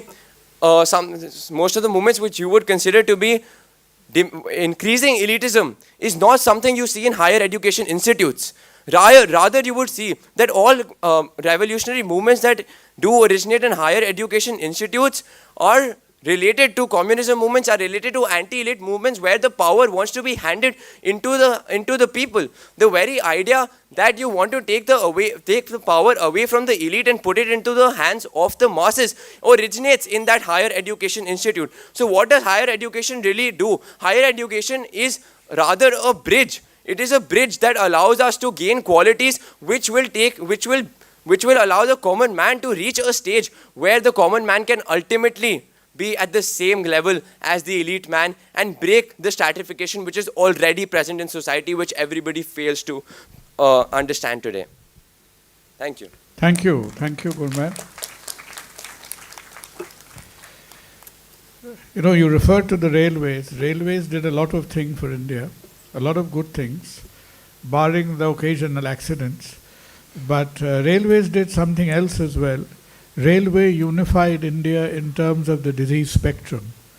The mosquito-borne diseases that spread north, south, east, west was thanks to when the railway troughs, when the lines were drawn, the railways were singularly responsible for spreading diseases like malaria, filaria, etc. all across the country.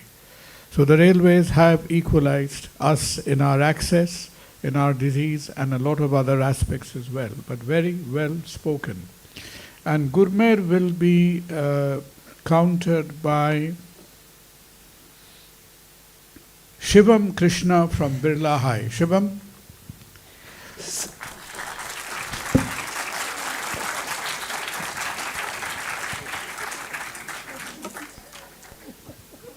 Gurmeet, if elitism does not exist, then what is plutocracy prevalent in a higher education a form of?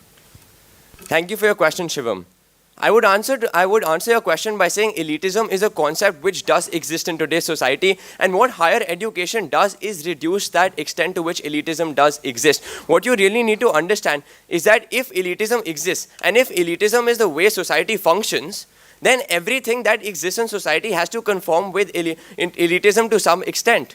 But the moment you reduce the amount of elitism you are showing, the moment you try and reduce that segregation which is present between the common man and the elite man, that is when you are demonstrating that you are not exercising elitism in today's society. And that is exactly what higher education is doing. Thank you. Very convincing reply. Thank you, Gurmeet. Well done. Very well spoken. And that brings us to the penultimate team for this afternoon's debate. DPS Ruby Park being represented by Shuchetana Sen for the motion. Please.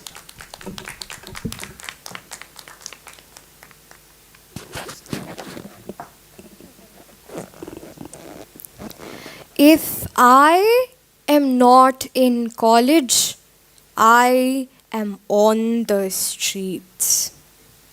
And that's not because I cannot afford college, but because failing 12th grade is reason enough to get kicked out of the house. See, the upper part of the gallery seems to me like Haryana because that is the gender ratio of college attendance there.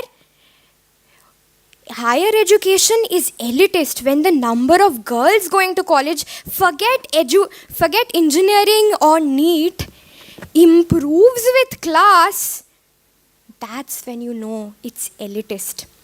Now, my speech will mostly be rebuttals because just like wealth in a society, points in a debate get exhausted as you go down the list. Laksha from SBGS, one can get in if they are capable. Firstly, are you my dad? Secondly, my God, you are asking me to fly to the moon to overcompensate for not being rich. You know what is equality? Equality is when a mediocre poor student has the same options as the mediocre rich students, not just the meritorious ones. Which brings me to Loreto House. You said we are not talking about quality education, of course, because the rest of us can go make teams on Dream 11. Money buys quality. Look at IPL. You have also said, talked about inclusivity and diversity. Here's the thing. These students might be doing well on the surface level in classrooms, but at the end of the day, they feel like tokens of representation in colleges and nothing more. Look at the number of suicides of ST and SCs in IITs, for example. It's like the last time someone included diversity just for the sake of it, it was MCU, including Captain Marvel, and we all know how that went.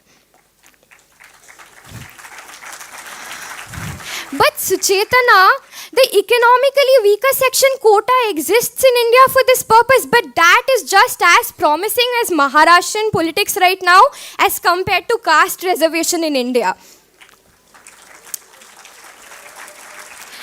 A lot of these scholarships which are capped to a certain income are targeted at the lower class of the society. This and reservation does not help that one group, the group we belong to, the middle class, which no one has brought up. Ram, I have a couple of rebuttals for you.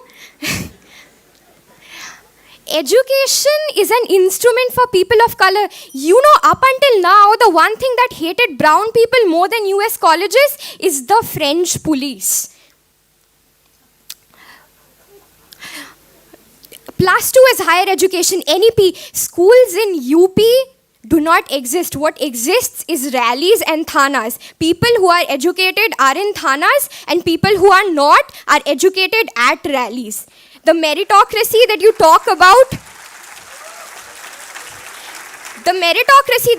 about, is a myth when politicians are paid more than teachers in this country. You know why the motion today stands? Because even if I do fail 12th grade, I will still get into a private engineering college. Or worse, start one. Thank you.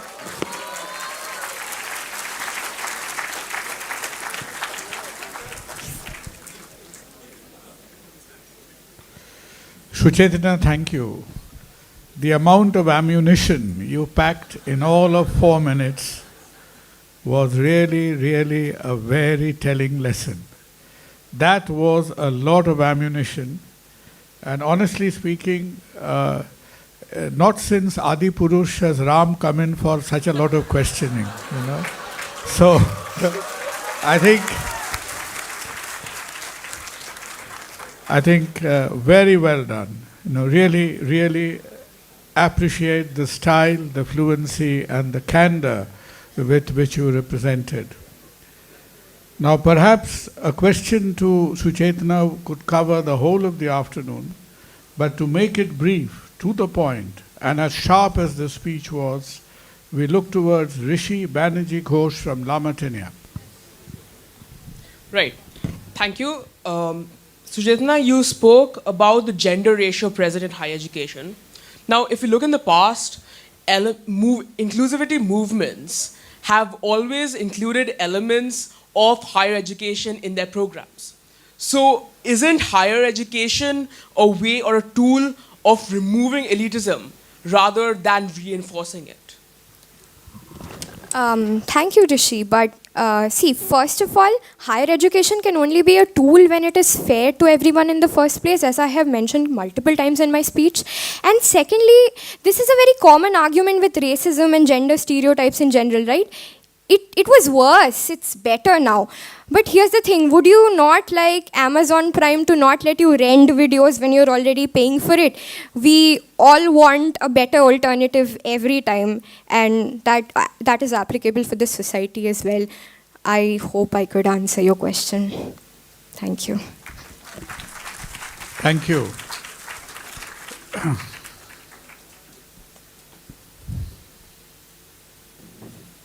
And Suchetana will be followed by Moinak. Moinak Biswas from DPS Ruby Park.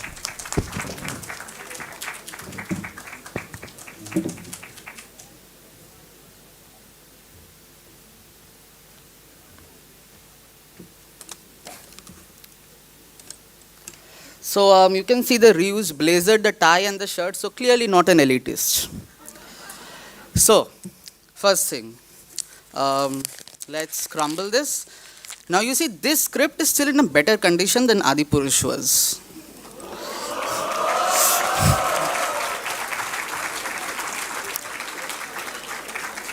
Now in order to begin, the first thing that I'd say that unlike my talented opponents over here, every question that I answer will be completely impromptu, irrespective of whether you ask that, why are you bothering us with your nonsense? That will also be answered impromptu, all right? Now, in order to begin, the first thing that I'd like to point out is that Oishi from the first school spoke the fact about an example about fish being forced to climb trees. Now, that is basically an example for people being inclined to follow their passions, their strengths. Now, it does not look good when an icon from one category is placed in another category. It will be like saying that Virat Kohli and Rohit Sharma should be doing shaving ads. Wait, it's already happening. Another point that needs to be mentioned. Anas Ali from BHS mentioned the concept of brain drain. But let me point this out that, ladies and gentlemen, brain drain occurs after the higher secondary, which means that people go abroad with an expectation. And when exactly did expectation to be valued at their own worth be converted into elitism? When exactly did expectation be synonymous with the word elitism? I don't think so, ladies and gentlemen. Moving on. I believe the second speaker from Loreto, Aparajita, was very, very familiar with Shoujo Dasgupta's speech from the second edition of the ALSOC debate, because an ego-ridden ride is not a phrase that you easily forget. And because Mr. Moderator mentioned it, Disraeli once mentioned that there are three different kinds of lies. Lies, damn lies, and statistical lies. So I would urge you to move on from each and every statistics that has been presented in the debate till now. Moving on, I'm probably the first person in decades who has said this with a smiling face, but ladies and gentlemen, there is a huge amount of reservation in NEET and JEE, right? Because even though I'm trying to smile, I'm crying inside, don't worry. Now for once, I think the elites are having a backseat, aren't they? Another important point that needs to be mentioned is that the motion today does not specify degree. It specifies education. Would that not change our focus into the theory and the concept that we learn? Now, education and academics. Do you think Faraday's law creates classes? Or our understanding of the Faraday's law creates classes? No, it is the mindset of a people that creates classes. So basically answering a rebuttal that was questioned, when an employer underestimates the value of a degree from a lower college, it is the fault of the mindset of that employer. Because according to, again, many statistics, now whether you believe it or not is upon you, according to many statistics, it has been proved that postgraduate training is an immense task, because 90% of high schoolers who end up after postgraduate do not even have the skills to make it big at their job. In order to end my speech, I'd like to paint two examples, not one. Firstly, I used to like watching the IPL, but then I stopped, not because KKR started losing. KKR starting losing was the reason I started watching IPL. The reason I stopped was because between every cricket shot, there used to be an ad of a guy in a particular taxi during his cab hours, maybe studying for his MBA or maybe studying for his honors from various different apps, right? So basically it was bridging the gap between the elite and the ones at the lower classes. What could be better than that? I was happy for him. But why was I sad? I was sad because of the look my dad gave me. In the end, in order to conclude, just one small sentence that I'd like to mention is that the proposition today does not try to villainize the elite. What we try to mention is that those who are not blessed with money and power, which the society considers as elite, now have a way and a way of resources to get to that position through their dedication, success, and perseverance. Thank you, ladies and gentlemen.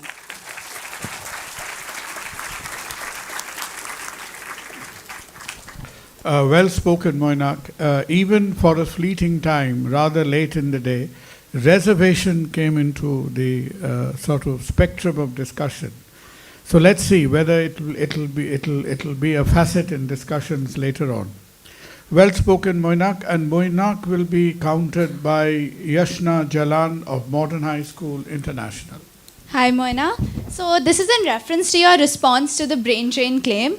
How can you say that there is no elitism in the pursuit of higher education or in higher education in itself when the people who you mentioned have these expectations are from the privileged elite backgrounds, especially in our nation, in reference to Western education especially? Right. Firstly, thank you for your question. And assuming that you saw the film Three Idiots, after engineering, the guy who was Pia's wife went to the US to become a banker. So I'm sorry, it does not take an IITian to go to US to become a banker, and that is not, and that was an elitist example, right? But a person who passes from a normal job in Kolkata will not get as many opportunities that he will get abroad in all senses.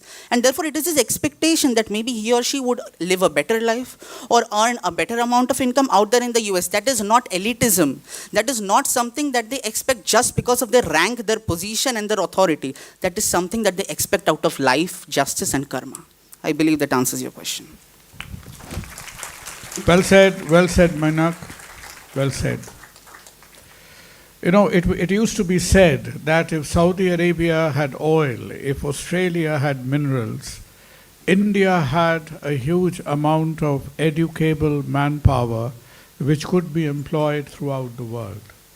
So the huge, the enormous quantity, that the educable manpower or the employable manpower was in some ways India's natural resource, and that may have shaped the world in the future. Modern High School for Girls, the last school for this afternoon's debate, and we have K. Adhya opening for Modern High. Yes, Don? Okay. Ladies and gentlemen, on behalf of Side Proposition, I would like to mourn the loss of unrecognized potential talent in today's money-minded world of extreme cutthroat competition. Let us take the debate away from the fractional percentages of Harvard and Princeton, as BHS had mentioned, and let's come back home. BHS, you said that we must focus on what is. Let me tell you what is the scenario today. Let us imagine a farmer's daughter in a far-off village in India called Renu. Renu is bright and has dreams of becoming a doctor one day. However, her village only has schools till higher secondary with a pitiful quality of education. She unfortunately couldn't get into college since she was not good enough for the entrance exam and could not afford tuitions with her father's daily wages. This is the story of millions of children around India. After hearing the story, we doubt of whether we are actually there towards the creation of a utopian and a purely liberal society as BHS and DPS has already embarked on. Now the concept of elitism starts way before you even enter into college. Step 1, you decide which branch you want to pursue. And we know that career counseling expenditures are a lot, especially in a country like India. So finding out your niche, as BHS had mentioned, is not possible for everyone. Step 2 is the most obvious. in this debate, there had been the question of scholarships and diversity quota reservations that had been brought up. Yes, these all exist and they do aid some people. But we have to be the best of the best to get access to even these facilities like scholarships. At the end of the day, it's mostly your merit that decides whether you will get your seat based on the exam you give, like NEET or JEE. Here in the battle between equity and equality, equality has definitely won. Since Renu comes from a lower economic background, she has to work twice as hard to get into college as compared to others. Even if you provide last-minute tuition classes just before the exam, or coaching classes as we call it, the people who can afford the tuition fees and the resources that they have already learned earlier are the ones that have obviously have an advantage. Worthy opposition, think about the fact that you are in a running race with someone who has already started 10 seconds before you have, and they won, and you said that they deserve to win. Hence, one sector of society always has it easier than others because they start early in the race. This system is designed in such a manner that it favors the elite. We are not denying that. All of these points that I just placed before you is before we enter into higher education. And after you enter into higher education, into this long-term venture of specialization, your past knowledge will aid you through your college as compared to children like Renu, who find difficulties in understanding the basic things. But you have probably already learned them in grade 10th or grade 11th in school itself. Hence, it affects them psychologically as well. Now, Lamartiniers also talked about railways that as being something which is equality being provided. But I ask you, in railways also we have bullet trains, we have local trains. Hence, this analogy isn't quite complete. I would now like to move on with towards certain rebuttals to Sushila Birla. The example of Harvard, first of all, being brought up is not justified because there was this recent Harvard scandal of preferring the relatives of alumni students for admission. You said students can also study on their own. Yes, I mean, sure, go ahead and study, don't get into a coaching class. But this self-study is only applicable to the students who have a basic comprehension or understanding of the points. Think of the people who don't have a basic foundation of knowledge to comprehend that knowledge. Hence, there are two requirements for people like Renu. Firstly, a bright mind, which she has, and resources. Only the people who have both of these available to them get a chance for social mobility. Hence, it is about time. It's about time we realize that the way society is now is not egalitarian. It is not inclusive. And yes, we must work towards building a more equal society, since society now privileges the already privileged. Thank you. Very well spoken, Adhya, right? Please stick to your time, because it was only about 2 weeks ago in a medical conference somewhere in India, a speaker was going on, and a rather robust chairperson pushed the speaker off the podium. The fellow fell, went on to have a heart attack, and the story goes on, right? You are ever so lucky to have a timid and docile chairperson this evening, right? So well done, but extremely, extremely well spoken. And you will be questioned by Srijoni Nundi from Loreto House. Hi, Adya.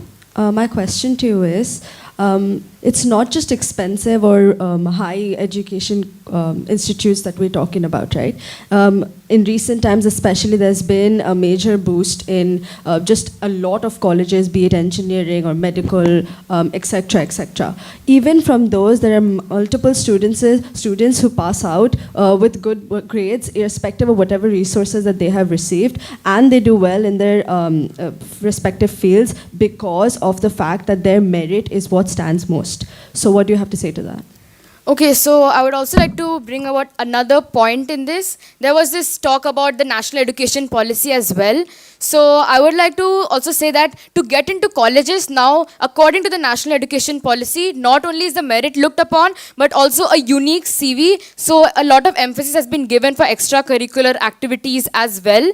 So if you don't have a lot of extracurricular activities on your CV, you might not even make it into the right college. So hence, even if you are meritorious, in today's times, with the coming of of things like NEP, you will not get into colleges as well. So, yeah. Thank you for your question. Thank you, Vadya. And we come to the last speaker this afternoon, and that is Shunakshi Sen from Modern High School. Thank you, Shunakshi.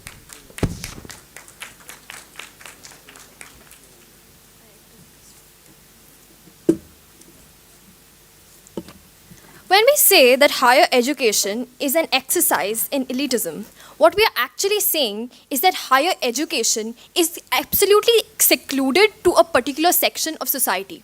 Now, the way his debate has progressed today, it is safe to say that is not the case. We have talked about examples like APJ Abdul Kalam, who was born into a poverty-stricken background and yet rose through all his adversities to become an aerospace scientist. We've talked about Raja Ram Mohan Roy, who was also not from an elite background, yet was able to pursue education. So when we prove this statement wrong with these examples, what we are automatically doing is we are going against the motion, hence the motion falls flat. Now, by the proposition of Sushila Birla Girls' School talks about the proposition of Sushila Birla Girls' School talks about IIT and IIM teaching in English. Well, I'm sorry to break it to you, that is not the case. IIT, IIM is not an institute where language is a barrier, because most people who go to these institutes are not elitists.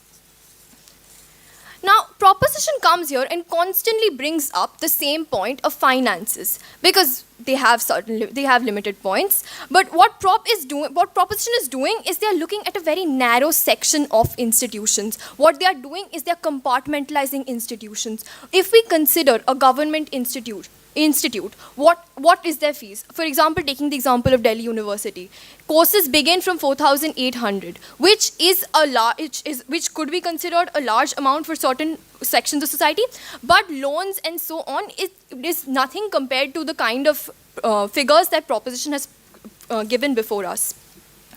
Now, when Indus Valley World School and BHS also come along and talk about finances, they are not considering institutes in India, government institutes. They are talking about private institutions, which only form a section of the institutes that are here.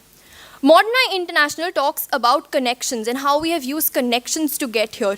Ladies and gentlemen, understand connections is not what is everything. Connections cannot get you everywhere. What you also need to possess is merit. And for certain students who come from marginalized backgrounds, who are not considered elitists, they could too have merit and reach their position. It does not always have to come from connections. And I would also like to point out why we are right now, we are not. And using the example of being in this debate does not really stand, considering this is not higher education. Now, when proposition of Lamadna for boys comes and talks about coconut water seller on Loudon Street, and talks about him dreaming to send his child for higher education, what they are doing is the fact that the coconut water seller can even dream of his child pursuing higher education is proof enough that education is not just limited to the elitists. Further, the government also has schemes put in place so that education or higher education becomes more accessible to larger parts of society. The notion that higher education is reserved for elitists is coming from the fact that proposition is ignoring the presence of government institutions, and they are limiting their definition of an institution to Harvard and Princeton and the Ivies and institutions like Oxford and Cambridge. While these institutions do offer top-class education, we are not, ladies and gentlemen, debating the quality of education we are receiving. We are merely talking about higher education, which can be received from even a community college or even vocational training. And by compartmentalizing the definition of higher education to top quality higher education, what proposition is trying to prove is that higher education is limited to elitists. However, through the arguments of opposition, we have clearly proven that higher education, while not as accessible or easily accessible among the non-elitists, it is still very much prevalent. Thank you so much. Shonakshi, don't be in a rush. Yes. Because we have Ridhima from Sushila Birla there with a question. My question to you is, certain disciplines within higher education receive more attention and more funding than others, perpetuating the inequalities. How can institutions address this disparity and ensure the equitable support that you talked about for all fields of study? That's a very good question.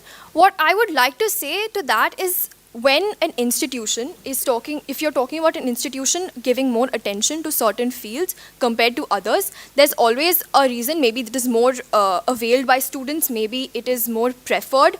For example, if we talk about the distinction in getting certain courses, it is determined by your marks. So in that way, certain courses are deemed as more superior than the others because they require different skill sets. So I think according to that, it is segregated, and the inequality that exists, yes, we have to work towards improving that. But I think that what exists in currently in institutions, it is not really pertinent to our debate or the motion today. Thank you so much. Thank you, Shonakshi. Thank you. So we have come to the end of the formal round of speaking. I think the debate organizers and the judges will get busy with the tabulation. By all standards, I think this has been an extremely, Wimbledon has just started. And when you see people watching the Wimbledon, they are looking to the left once and the right the next second. So I think this afternoon's debate has been really a kind of grass court tennis kind of a debate, when we were swayed between a few seconds on this side and a few seconds on the other. All of you have spoken marvelously, and what I must, once in a while these days I get less and less time to get to debates, but what I really, really appreciated and enjoyed this afternoon was, almost without exception, each one of you took a few seconds out of your very limited time to have very good refutations. You must keep it up. That was brilliant practice, because when we have this tic-tac-toe kind of debating in the inter-school pattern, it's very difficult in 4 minutes for you to say what you would like to say and then to include individual refutations. So I think that this is a very welcome change and very well done. I think most of the important points were covered.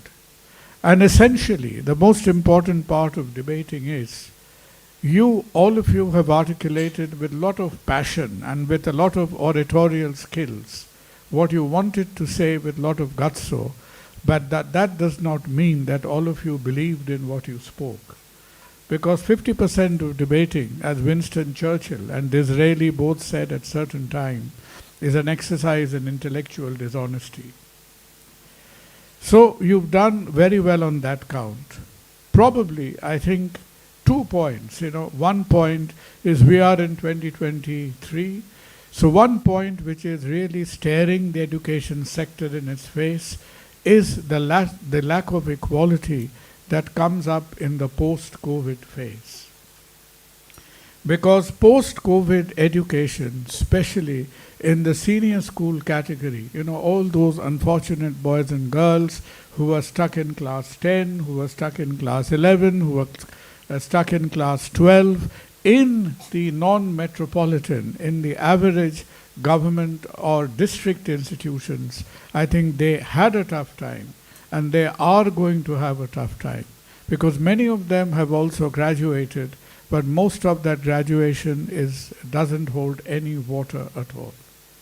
So post-COVID, I think, has been a stark example, because no matter at what rate Geo gives you data connectivity in India is just exceeded 23-24%.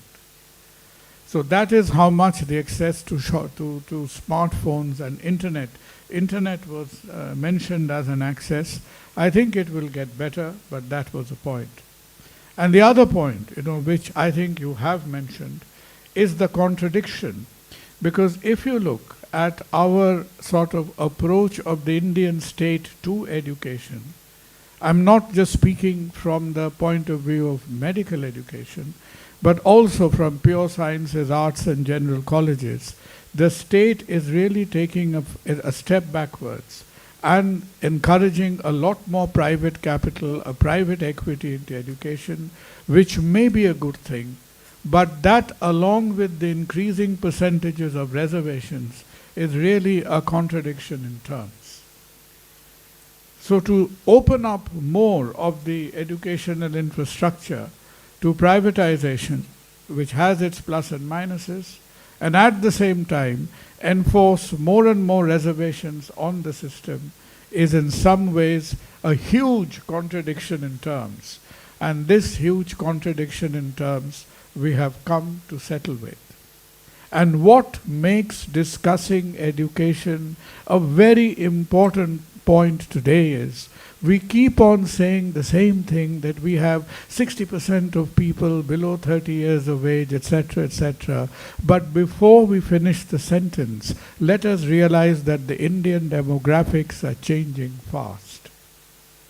The more you get on, in 3 years' time, we are going to be the world's third largest economy. As you mature as a democracy, as an economy, you also age as a society. And by 2027, Indian population will have reached its replacement level. So you will not be adding any net population value to the Indian population. And this thing of forever having 60% of people below 30 years of age, this thing would be gone within 2 decades. So it's extremely important to realize that how we are educating the educable part of Indian population.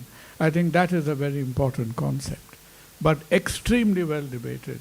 All of you were really wonderful, and I'm absolutely speechless. The guile with which many of you used your 4 minutes with refutations, content, and conclusions. Well done. So as we move on, and as my time in the podium lessens and shrinks by the minute, I have only one more duty to perform. Sir?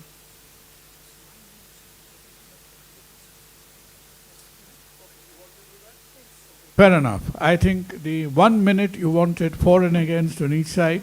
So you were for the motion, Oishi, right? Then you have to wait your turn. So the first speaker on this side was Laksha. Laksha, if you have a minute to refute, please come up and do so. Are the judges clear that are they being marked on this 1 minute? No, but I think if they are speaking for the podium, I would request the judges that they be marked on this minute.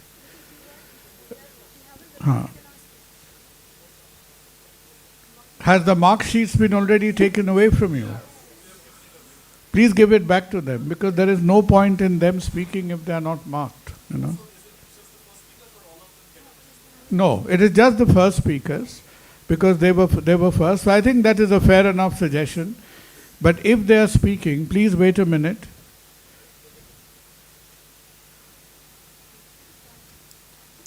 Carry on, please. Laksha, please come on. We often lie to hide the truth because the truth leaves us naked. And that is what the proposition is trying to do today. Madhubi questions the point of a degree. May I remind her that these degrees uplift people from diverse backgrounds and even allows them to get better jobs, get better salaries, and therefore increase their standard of living and promotes an equal society. If degrees did not hold value, why do we need a certain qualification to apply for a job? Let's go back to what Mr. Anas Ali mentions, that money in a middle class household is divided between between a son's marriage and his education, so no one even consider a woman's position. I, as a woman, am deeply offended. higher education promotes decision making. To avoid making such statements, by ignoring higher education, we are not fulfilling our responsibility as global citizens. The context in today's debate has been lost by the two members of DPS Ruby Park, and when you remove text from the word context, it leaves us with con, and that is what we're being, ladies and gentlemen. We are being conned.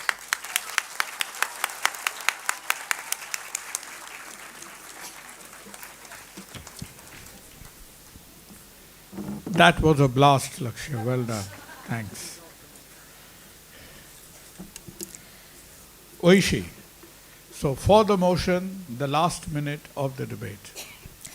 Brutus was a very honorable man, ladies and gentlemen, and my opposition today is also very honorable indeed.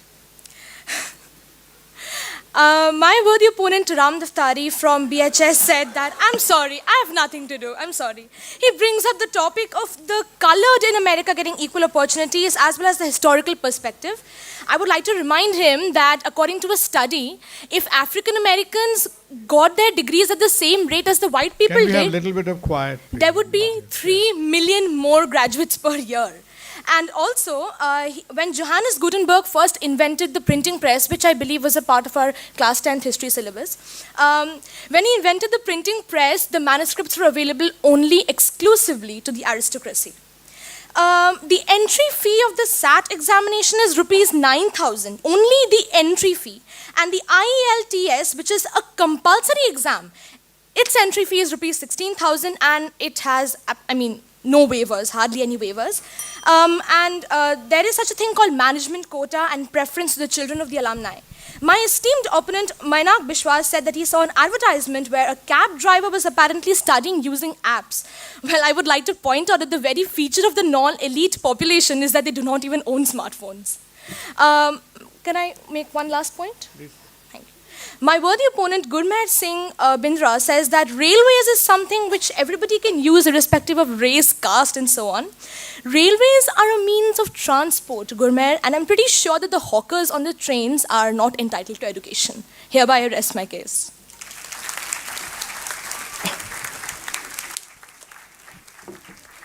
I think you can get back to totaling again. Do we do that? Right. Have all of you given your marks? You have? Right. I think at the closing stages, as there is hectic mathematical activity going on in the background, I think this is the right time to invite a couple of minutes of inputs from the judges themselves. And why don't I start in the reverse order? We have Boyjik. Boyjik, please come up.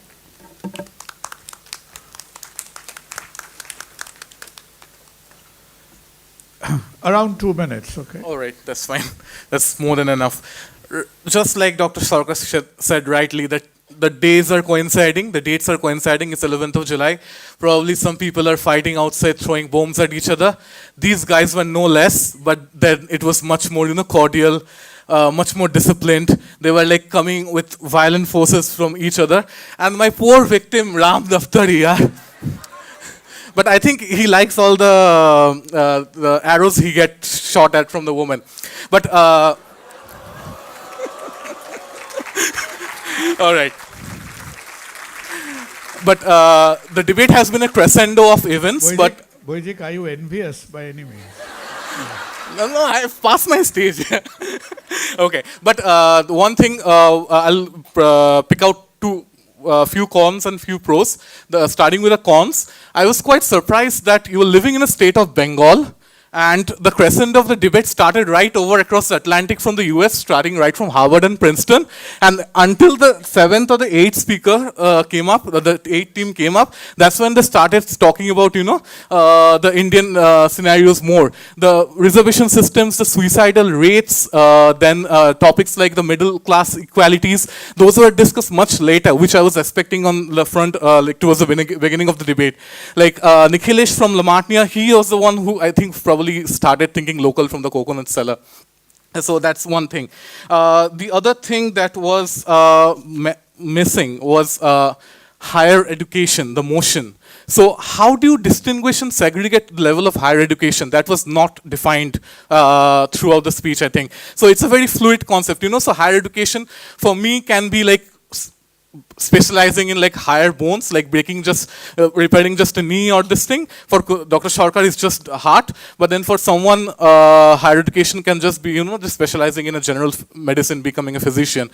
So just from the medical example point of view. So you need to define the house as to how you set the fluidity and dynamics of the topic of higher education and elitism. So the first speaker brought out the elite versus elitism. That is fine. I mean, you can bring up with the first 10 definitions that you get on Wikipedia after getting the topic a day before, 24 hours before the debate. But the define, or like the way you keep I'll just take 30 more seconds, yeah? But the way you define it, that actually needs to be like, you know, molded to the fact that it's addressing to the needs of the debate. The British Standard Time, my name is? No, I'm still very much in India following the standard time. And the last thing was, another thing I was expecting in the debate was like more humorous material. Come on, all of us are here to enjoy a good debate, yeah? Ram started the initiative, taken over by Shuchetona to a bit extent, and then Moinak, but I was looking for more humorous content, and the way you present, because we were marking you on content presentations and how even rebut as well. So some of the questions was like lengthy speeches, were even facts and not like exactly questions. You could have rebutted them in a more humorous way, addressing more to the crowd maybe. So I think that sums it up, but overall a very nice debate. I once again thank Dr. Sarkar and all the members of BIRLA High School for having me here, along with Mr. Pradeep Gupta and my other jury members. Thanks so much, it was lovely. Boyjik, he made very good points. But just a debating point I'd like to make is, honestly, I for once support the strategy most of you took, not to go round and round the mulberry bush defining things, because 4 minutes is really not adequate to do that. And you would have noticed one thing, Boyjik, that ever since Boris Johnson, Harvard gets mentioned more than Oxford, as far as institutes of credibility is concerned. Because I think Oxford has some work to do, because ever since they've manufactured that monstrosity, they somehow seem to have come down lower in life. Right, Boyjik, thank you. What about Swati? Swati, please.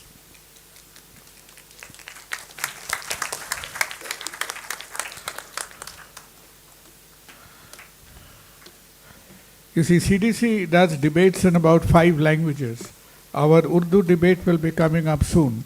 And when we did 2 or 3 versions of our Hindi debate, apart from being a very fluent speaker in English, Swati used to, I think she still does, hold the fort for Hindi debating in CDC. Please. Thank you, Kunalda. Very quickly, the standards of this debate are becoming, they will soon go past the stratosphere. And congratulations to Loveleen and team. This is amazing, a beautiful property you have developed over the years. Just keep it up. Fantastic. You all have been very good. I've said it, I won't repeat it. My task here is to tell you where things could get better. That's the only way I'll sleep better.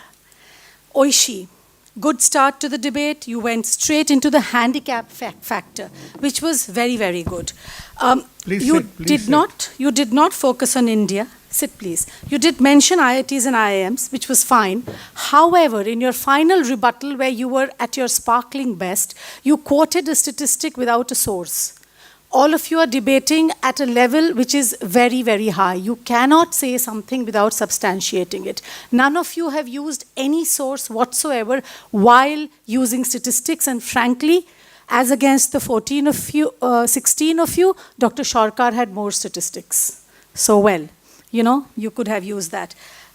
Kashish, you asked a very good question, but your question should not have been about scholarships to her. It should have been about loans. Student loans are making higher education very affordable for everybody. That is where you could have hit better, Kashish. Right. Laksha, good speaker. My surprise, my mystery with you remains this. You're a fantastic extempore speaker. Why do you keep referring to that written script? You killed your chances, both in your speech and your rebuttal. And your rebuttal to the question for Kavya was superb. You speak very well, very, very well. You will put aside that sheet and you will have confidence and faith on what your brain asks you to do. Remember that, okay? Your definition of elitism, you brought in the word exclusivity. Very, very important. Not many did, some did it later, but without speaking of inclusivity and exclusivity, there can be no discussion on elitism, because the very first factor of an elite or an elitism is about exclusivity and inclusivity, right? Now, Umika, you shone very bright. Please, please keep sitting. You started with the rebuttal, very, very brilliant rebuttal of the coaching factor. You spoke of inclusive, very good. Now, there was a fantastic twist that you got in about the affordability of higher education. My only question to you is, Beta, why didn't you use the rest of your time? You're a natural speaker. You speak very well. You debate very well. Just don't stop. Trust yourself to be able to say more. Never mind if you falter. Just keep saying what you think is correct, right? Aparajita, excellent quote by that ISC topper of 2013. Superb, very well done. You brought in the geopolitical variance, very well done. You invoked APJ Abdul Kalam Azad. I was wondering when and who, where will you and when will you invoke all the greats of, I mean, look at a Radhakrishnan, look at an Ambedkar that Dr. Sharkar invoked, unfortunately. All of those guys, they came from such terrible backgrounds and look where they went. So those were the names you could have taken, provided you weren't all. Why are you so obsessed with Western education? Go there. But do not forget your own strengths. The strength in this debate was your own people who've done well without. So that is something the opposition could have. Yes, very quickly. Kunalda, give me some time. Now, yes, please do. Now, you spoke about inherent elitism. But I'm speaking to you, Aparajita. You spoke about inherent elitism. Excellent point. Think likewise, as you did. Anas, I've heard you do better, okay? Why would you repeat your name and your school name despite it being repeated twice before you showed you were stressed? Don't be stressed. You're a very good debater. Be calm. The only way you can kill them is with your calmness, right? Now, red carpet for Western institutions. Well, SBG's girl has been discussed. Global development agenda. All these things are excellent points. I loved the fact that you were the only debater who structured your speech into 4 parts. That's very, very important to make an impact, but you didn't substantiate better. You could have substantiated why the global agenda. And Yashna, you don't call him Muhammad, please. He's Anas Ali, right? Now, Madhupi, India focus came for the first time. Lack of an option to higher education. That was an excellent point, that since we don't have anything better, we do this, right? Kunalda, give me time. I thought you were picking the mic, you were taking your phone, so thank you. Now, see, this is how you keep an eye on everything as a debater. You start thinking like a debater, be cool, be calm. Never mind if you miss out a point. But whatever you do say, you say with an impact and with substantiation, that this is why I'm meaning to say it. If you had structured your speech, a lot of your points were very good, but they were a little jumbled up. Ridhima, your question to Madhupi was very succinct, very good. Not all questions were succinct, as Boijish said. Ishar, how do you pronounce it? Ishar, excellent opening. You brought in those unnamed institutions which were lost. I mean, all that India was about IITs and IIMs. No, you brought in those institutions. You brought in Ram Mohan Roy. Excellent. Your greatest spin, the first time I saw a spin to the motion was meandering in one particular direction. You brought in that spin by saying that elitism, higher education leads to elites and elites lead to elitism, but teachers, you made a very good point. Where you said teachers are the best examples of the fact that they are higher educated and they are not elites. So that, I think, hit the nail on the head very beautifully in an environment which comprises primarily of teachers. So you were playing very well to the gallery. Right. Now, to MHS International. I think I missed Ram. See, somebody had to miss you, Ram. There was so much of you in the debate. Not a monolith. That's an excellent thing. You said it wasn't a monolith, and that was an excellent start. Your Jadavpur University versus Ashoka fee, the statistics, excellent. You don't need to give us a source. We know what they are. So very, very good. That higher education is against elitism in the manner in which you use that to point out. It was fantastic. You used women's empowerment to point that out. You spoke about fractional percentage. You spoke about meritocracy not having social barriers. You spoke about democratization of higher education without referring to a written sheet. At our age, we can make out what is the kind of reference that's happening to a written sheet. We expect students to have cue cards, maybe just glance at a point, but certainly not read out even a sentence. Ram, you were very good till Shuchetana came along.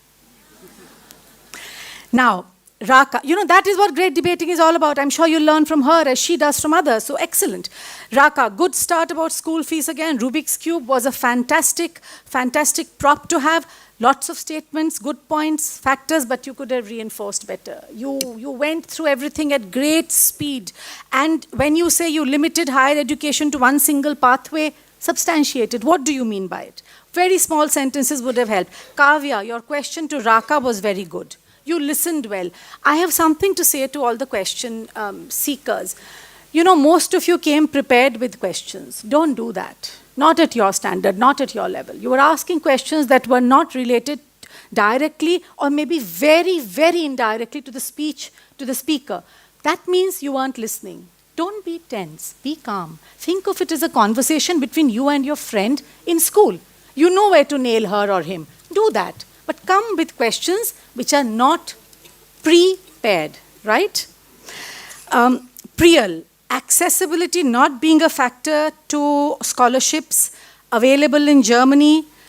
In India, had you taken a little time out, little research would have shown you that in today's India, the number of scholarships available for meritorious students is far more than the number of meritorious students available to avail of them. That is a fact that every NGO and every educational trust is grappling with. Here at Calcutta Club, we have an endowment fund, and it's now going to be shut this year because they don't get enough students who don't already have a scholarship. And we are talking of rural students too. So what is happening in rural Bengal for certain, if I'm not speaking for the rest of the country, this you would have known. Were you informed about current affairs beta? Look at the kind of work that school teachers and principals are doing in Hingolganj, in Sundarbanj, and everywhere. Yes, Kunalda, very quickly.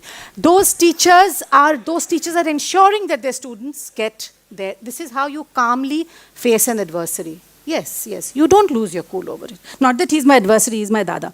Okay. Now, very quickly, we come to Lamatnya. Dab seller, excellent. You were very good with that. Your language was very simple. You spoke extempore, very good. That access becomes a ticket to elitism. Very, very good point. That was a great spin. You said it is access which leads to elitism and not the fact that education itself is elitist. Excellent. However, you stuck only to that one point. You persevered with that one point. You could have either fleshed it out more. You realize it yourself, right? Now, no one questioned him, not even in your rebuttal, girls, did you question him on the fact that if access would lead only to elitism, how is it that so many people who have so many village people, rural Indians who've had higher education have gone back and created a revolution back in their village communities? So it doesn't necessarily lead to elitism, right? You could have rebutted him on that. Gurmehar, you lit into a speaker as you started, very good. Railways, you made a point, you didn't flesh it out, you were roasted on it, fair enough. That elitism is aristocratic, you could have explained that. Nobody asked you that question, that, where is it aristocratic? I mean, aristocracy has not been in fashion for the last century, barring, of course, England. Now, Shivam spoke about plutocracy, asked a question about plutocracy, could have been about railways because plutocracy didn't feature very indirectly into his speech. Shuchetana, I do not know where to give you a positive a critique. The only thing I can say is that you were at your best. And you do best when you look up to the ceiling and think in your mind, and you don't need to look at any one of us, and you spoke from the heart and the mind, you spoke from your experience, you spoke extempore. I do not need to repeat the things you said, but you were the only one who actually put our unput-downable moderator to silence. Dada was quiet. You were so good. what I must appreciate, and all of you must know this as debaters, you are nothing without your knowledge of current affairs. You are nothing without your knowledge of current affairs. This woman, this young woman, based her entire speech only and only and only on current affairs. That speaks a lot, a whole lot. So remember that. Read up, and read some more up. Moinak, you were very, very, very poignant. The fact that you realized that this topic of the debate had been debated at the ALSOC debate in 2013, I doff my hat to you. The fact that you remember that that team comprised of Shoujo Dashgupta and Anish Kanoria, I doff it again to you. This is called good research.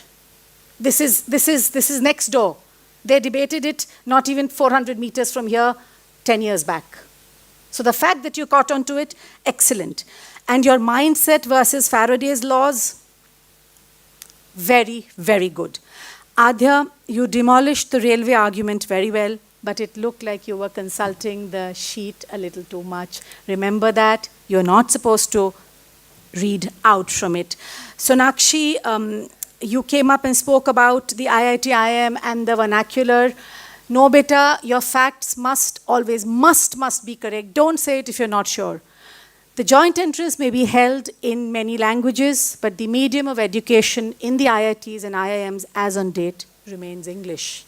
So keep that in mind. You have the phones at your disposal. The topic was given quite a day back, so you know what was coming. I need to quickly just mention one more thing, Kunalda, please. Right. Okay.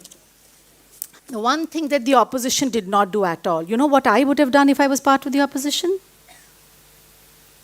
Or you know what I would have done, what I would have said if I was part of the proposition? That the fact that all of you speak of Harvard itself shows that it is elitist.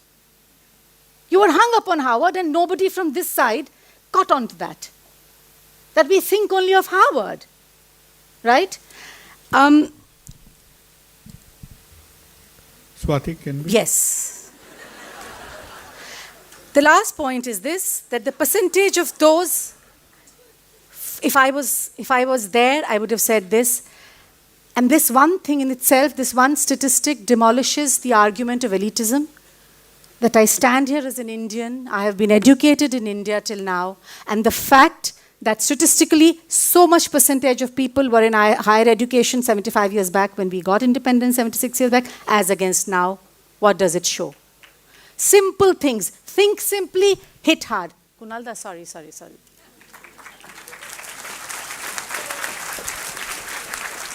Well, I think all the points would have been absolutely invaluable for you.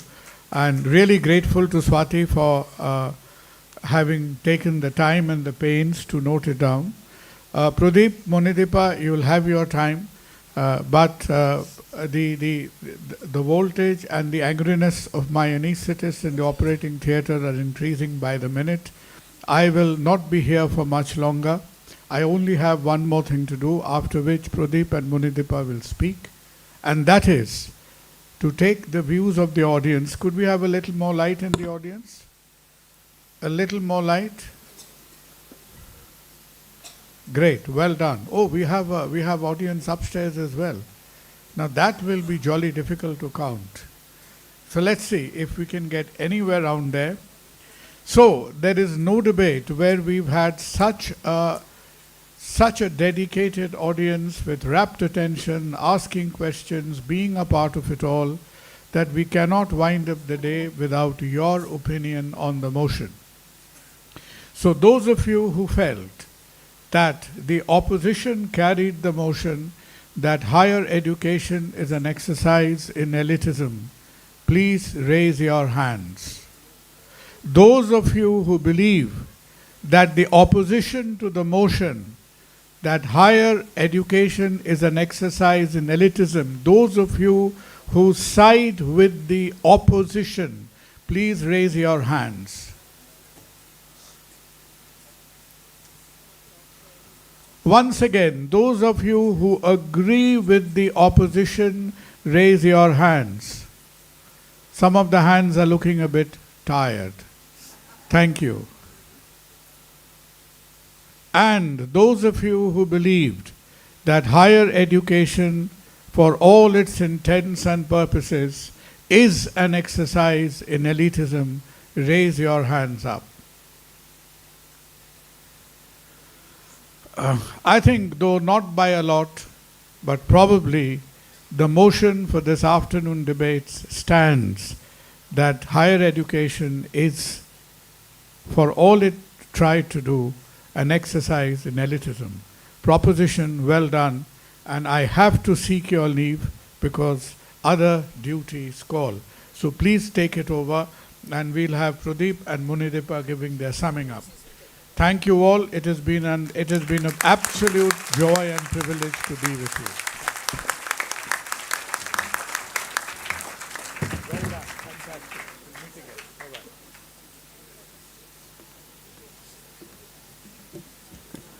I would once again like to thank Dr. Sarkar for taking out time out of his extremely busy schedule to be with us today. I would now request Ms. Monideepa Banerjee to kindly come up on stage to share her thoughts on today's debate.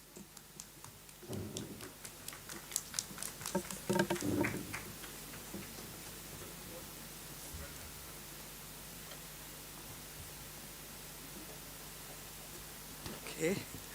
Good afternoon, and it's almost lunchtime, so I'm going to keep it short. And I'm fearful of speaking after what Swati did to all of you. Honestly, lacerated all of you, and I don't know what she's going to do to me. So I'm going to keep it safe and simple and say that just because I stand in front of a camera and babble for 1 or 2 minutes or 3 minutes on something that I live and breathe, and that is the politics of the state and the country, somehow people think that I'm going to make a wonderful orator, wonderful debater. Far from it. You know, as a kid and as an adult and now 60 plus, this really shakes me up. It's easy to speak to a camera which is a blank kind of black screen. Very difficult to speak to people when they are people. So I'm going to keep it short and simple and say that I'm so glad that I'm not here to compete either in style or delivery with all of you out there. Congratulations. I have never had time race by so quickly. It was wonderful. Each one of you, and I learned so much.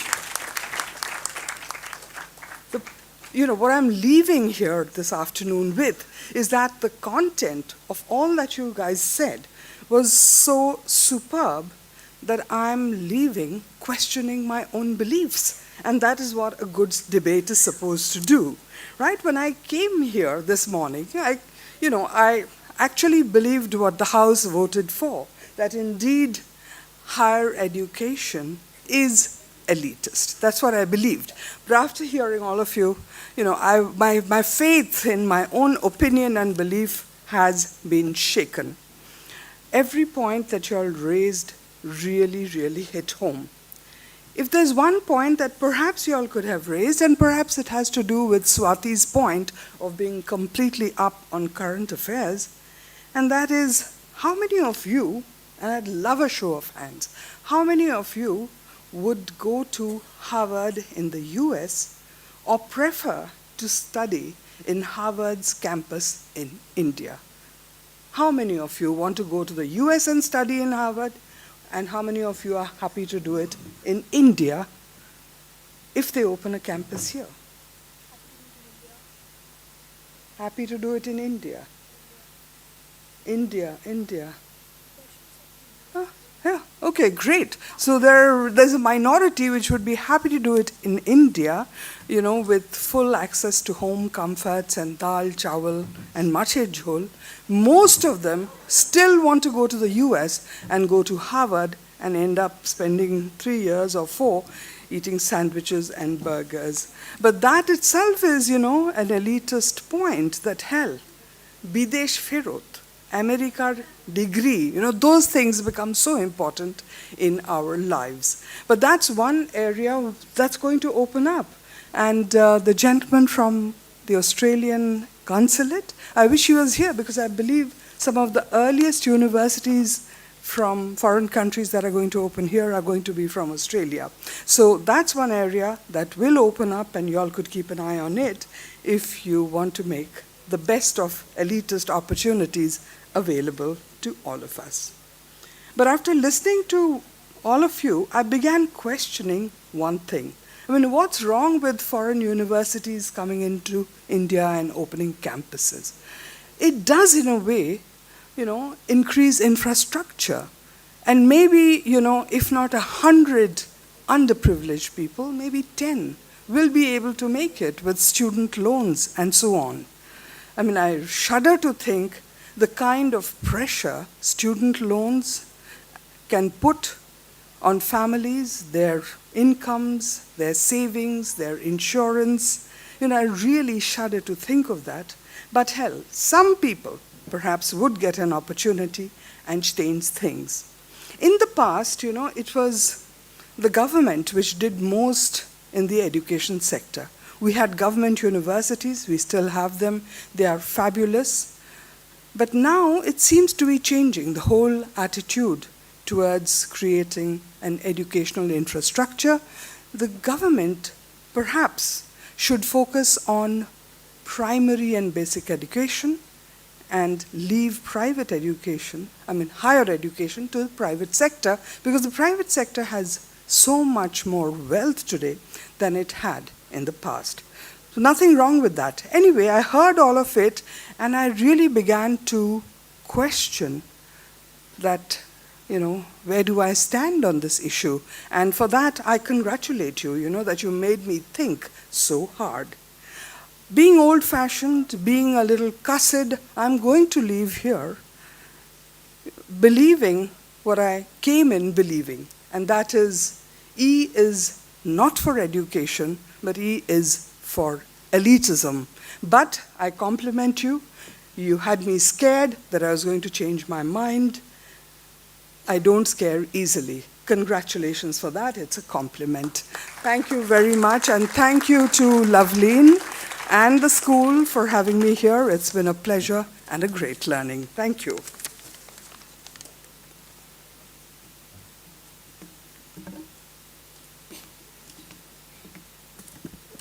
Thank you so much, ma'am. I would now request Mr. Pradeep Gupta to kindly come up on stage to share his views on today's motion.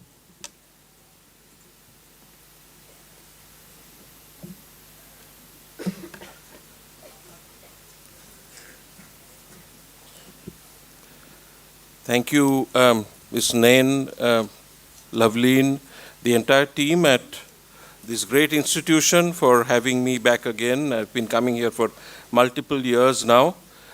This is, of course, one of the great debates in India. 24 years is an unbelievable track record. It's possibly one of the oldest debates in our subcontinent. I think only perhaps the Brother Joris Memorial debate or those may compare, but I wonder if Brother Joris is older. I think this debate is possibly older than that, because so it's amazing that we have these finalists. You went through a marathon selection round yesterday. I will not identify any speaker by name because I think it's essentially unfair that I talk down to them without giving them a chance to reply back to me about what they think of what I think of them. So I will not do that.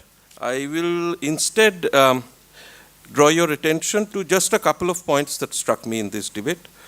The first one is that nobody picked on those three words, tamaso ma jyotirgamaya, which is the ethos of this institution, by one of the greatest teachers in the history of humanity, who educated humankind into values that more than anything encapsulate higher education. Because higher education is not just knowing the structure of a double helix.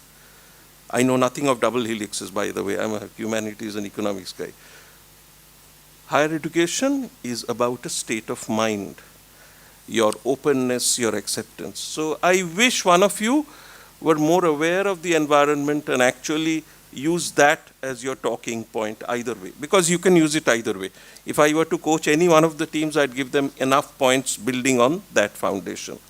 but remember your environment always when you're debating. Nikhilesh was the nearest. He talked to this dabwala on the crossing of Loudon Street and Moira Street, right? Yeah, there was a dabwala there when I was going to La Martiniere in the 1970s. This must be his son or grandson or somebody, but I'm glad that he still has friends among the blazer-clad, tie-wearing naughty boys who make up La Martiniere. Because believe you me, despite their angelic faces, all La Martiniere students are, essentially followers of the devil. Right. The other point, one more point, the chief guest made very valuable points in his speech, and Boijik and I were discussing that, about the fact that higher education itself is a process of evolution. It's constantly evolving, it's constantly changing. Use these points because then you tweak at our heartstrings. We who are the judges and we say, wow, this is one bright speaker. This is an amazing speaker. Deserves a bonus. 2 more extra marks over and above the opposition. Okay? And the third point, overall, we traveled a great distance, right? The IITs to Harvard. As Kunal said, you left out the UK institutions. I really don't know why you left it out. He offered a thing. But, the rating of these institutions, the image of these institutions are based on something that is not related to the motion, because you're talking of elitism as a barrier to entry. Whereas the ratings and the images of these institutions are built on their infrastructure, the education they give, the benefits they deliver, and the privileges they accord to those who are already in the system. If you were to rate institutions in terms of fairness of admission, I am sure the rating list of global educational institutions would have been very, very different. This is one seminal issue that was not covered in this debate. That when we talk of elitism, higher education being an exercise in elitism, elitism is what keeps people out. But you're talking of institutions which are elite, no doubt about it, in terms of the privileges and the things they provide to those who are already in. Right? This differentiation did not come out in the debate, unfortunately. This is something that I think is very important for all of us to remember, particularly in the light of the recent legislative decisions delivered by courts in the US. The first one was on the way sort of inclusiveness was sought to be built into the system at the cost of merit, and of course, later, the even more scandalous issue of legacy admissions. Legacy admissions are something that's deeply terrifying. I mean, if it were to happen to a college or a university in India, the media would have been all over that institution. To be a donor and then have the right to nominate students to seats that are supposedly to be decided on merit is perhaps one of the most reprehensible things that we can do to the younger generation. So these few points, all of you, you richly deserve the honor to be finalists at this debate. What a spectacular debate. What a wonderful, wonderful presentation. Like the tennis court at Wimbledon, we were looking at both the box side as well as the media side. Our eyes were moving back and forth between the teams for and against. It would have been perhaps even more entertaining if for and against, you had also jumbled up the speakers. Like Modern High was followed by La Martiniere in the for side, and La Martiniere was followed by Modern High in the against side. It would have been even more entertaining, even more stimulating, and perhaps one day we'll have a freewheeling debate like this, right? I congratulate all of you for putting up such a wonderful thing. Remember, there is a marking. There are some who will be marked, given their 4 minutes here, 4 minutes plus 2 minutes here. It is not a reflection on your intrinsic quality as a debater.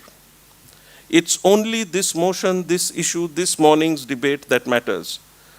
So I really want all of you to take a pledge that you will keep on debating, When you pass out of school and you go to your college and you go to your university and you go through life, you become as mad as Vijik and me and Swati and keep on debating, organizing debates, helping debaters right through your life. Because as the war in Ukraine proves, there is another way of settling differences, and that's not a nice way, right? Thank you, and I really commend all of you.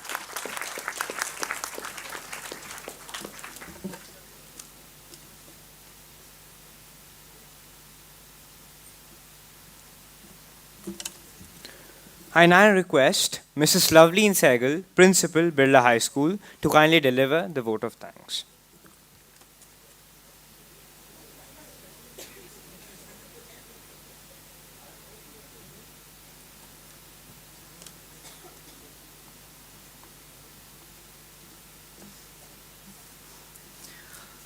After such wonderful speeches, it's my turn, and let me tell you, ladies and gentlemen, I'm no great speaker, but I'll keep it short and simple because it is my duty and privilege to present the vote of thanks before you. So very good afternoon, ladies and gentlemen. Like all good things come to an end, it's curtain downs for the 24th chapter of the Ellen Birla Memorial Invitational Debate. On behalf of our school management, my staff, and students of our school, I would like to thank all those who have been involved in making this event a success. I'd like to begin by thanking our chief guest who has left for the day, Mr. Kevin Go, for his valuable words and for gracing the occasion. Our chairperson, sir, I wished he was here. We really needed a big round of applause. We can still clap for him for giving us such a wonderful day. And our debate is actually not complete without Dr. Kunal Sarkar. I also extend my thanks to Mr. Raju Raman, who gracefully attended the debate this morning also, but he has also left, for moderating the debate yesterday along with the three judges, Mrs. Vandana Paul, Mrs. Anita George, and Mr. Rajiv Gupta. My thanks go out to them also. And how can I not thank the judges of today, right? They're sitting here right before me. I extend my deep gratitude to each one of you for taking out time. It's a Tuesday, it's a working day, but you have been kind enough to be in our midst. So I thank you all, Ma'am Swati Gautam, Ma'am Monadeepa Banerjee, Dr. Baijik Sain. We are lucky to have you in India this time of the year. And of course, Mr. Pradeep Gupta, who is such a good friend. Even last minute, we needed some help and he was there to help us. Thanks goes out to our very magnanimous donors and sponsors. Your support and encouragement helps us to host the LNB debate each year with ease. Mr. Harshvardhan Nyotia, Mrs. Meenu Budia, thank you. We are grateful to all our vendors who have come forward and helped us, like Scholars, Sureka Stores, Pragya Tailors, Mr. Kuntal Patra, I can see him standing there at the back. A round of applause because the students are going to be happy, from High Tech Solutions. Our other valuable sponsors are Link. As you leave the auditorium, please ensure that you get a pen each. Mr. Siddharth Sharma, I think he has also left. He was here in our midst a little while ago. Mr. Siddharth Sharma of Garage Kitchen for the jute folders which each student is carrying. Mr. Sujit Dhor from Diamond Beverages for keeping us well hydrated. And Nestle for the goodie hampers which our finalists are soon to receive. Our alumni, BHS alumni, have supported all our school ventures, and this debate has been no different. We have received from them book coupons from Star Mark for all the finalists sitting on stage, and an alumni trophy will be given for the best speaker. Thank you always for your presence here this afternoon and also for your support. I can see some members of our alumni in the audience. Thank you for being here. My heartfelt thanks goes out to all the principals of the 16 participating schools, their teachers, their students, some who have traveled so many miles to be with us. Thank you, Gurgaon, Manav Rachna, and Lamartine Lucknow for your presence. All the speakers today, thank you. You have kept us engaged with your worthy deliveries, both in favor and against the day's contentious topic. Last but not the least, in any which way, I would like to thank all our staff members at Birla High School, both our teaching staff and our non-teaching, our IT department, without whose support an event of such magnitude wouldn't have been possible. Without much ado, I would now like to call upon Ms. Sanjukta Mojumdar for announcing the names of the winners of the day. They are the ones who are going to take back a lot of good prizes. We are all waiting anxiously to hear the results with bated breath. See you once again at the Silver Jubilee edition of the Ellen Birla Memorial Invitational Debate next year. We'll be celebrating our 25th year of debating, like Pradeep sir had said, so it'll be our Silver Jubilee edition. Thank you all.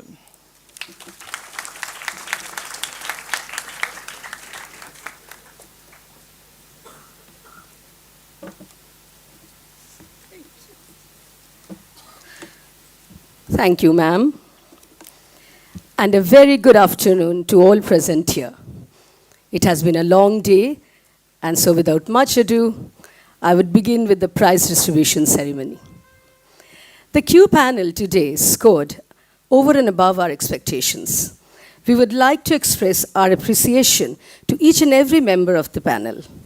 As I call your name, please come on stage to receive your certificate, and to do the honors, may I request Dr. Baijek Sen to please be on stage with us.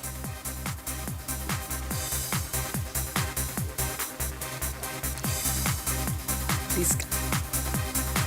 Kashish Jha of Modern High School. Can we hear it loud and clear for Kashish?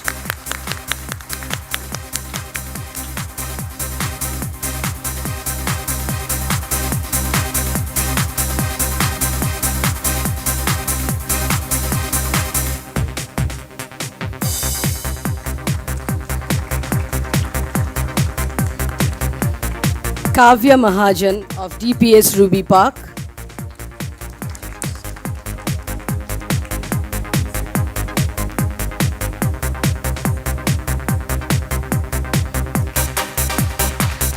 Shivam Krishna of Birla High School.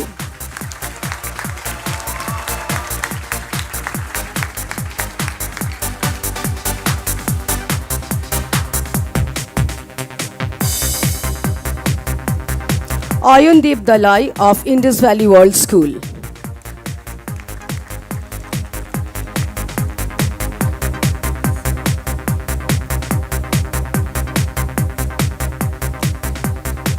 Thank you, sir.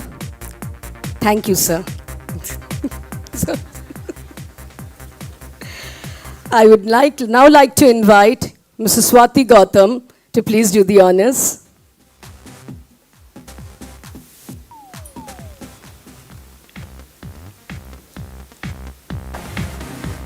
Yashna Jalan.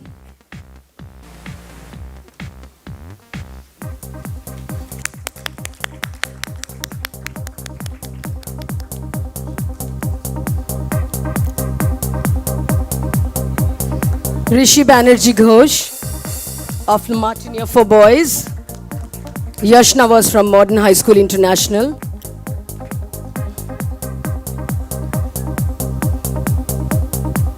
Ridhima Kothari from Sushila Birla Girls School.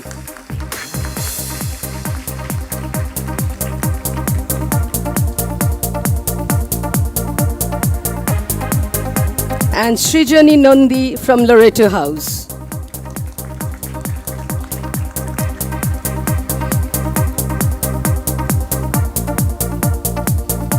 Thank you, ma'am. All finalists today will receive a participation certificate, a gift hamper from Nestle, Star Mark book coupons worth rupees 500 each, and a Shoppers Stop gift voucher of rupees 1000 each. Dear participants, kindly remain seated, and as I call each one of you, please rise to receive your certificate and gift hamper, right? And I now request Mrs. Monideepa Banerjee to kindly come on stage and give away the certificate and gift hampers to all the 8 participants who spoke for the motion.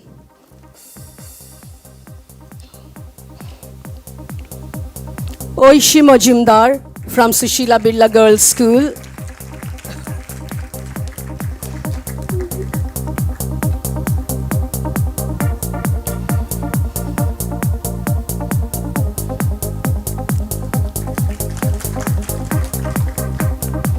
Umika Panda from Loreto House.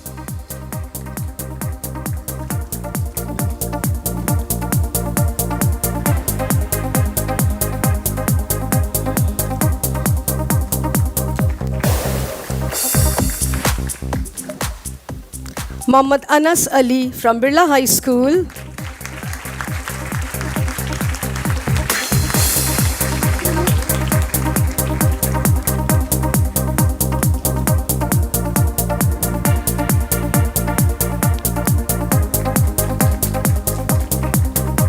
Madhupi Bhaumik from Indus Valley World School.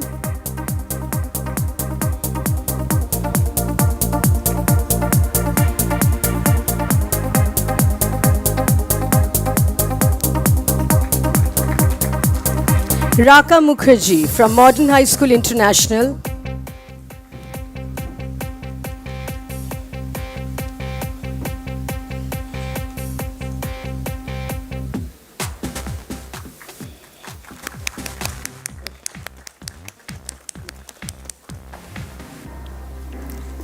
Yes, we can't hear you at all. Come on. Can we hear it loud and clear for all our participants? Nikhilesh Mukherjee of Lamatinia for Boys.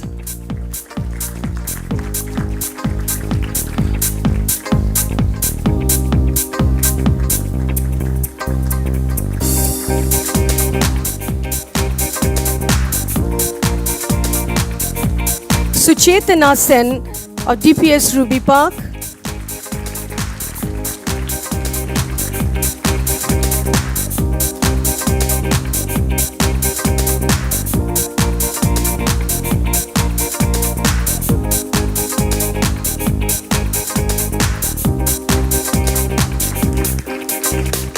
And K. Adya from Modern High School.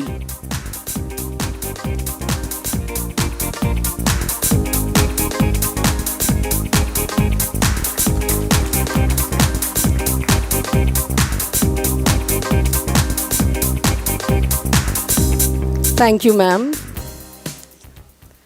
May I now call upon Mrs. Farida Singh to give away the certificates and gift hampers to all the participants who spoke against the motion today.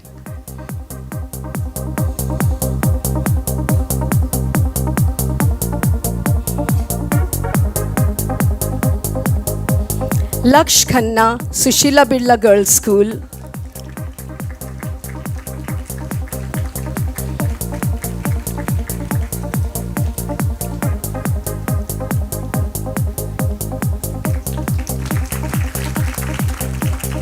Aparajita Banerjee, Loreto House.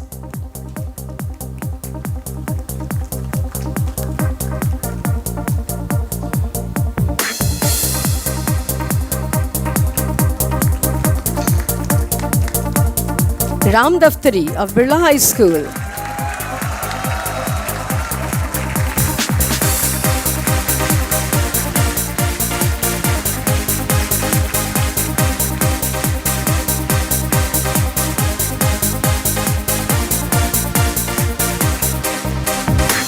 Ishir Narayan from Indus Valley World School.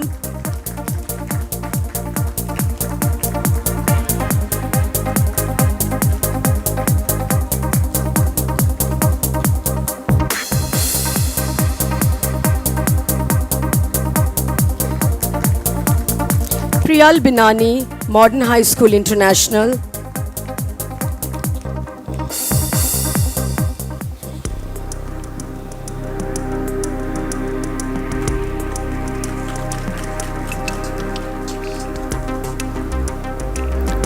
Gurmeet Singh Bindra from Lamatinia for Boys.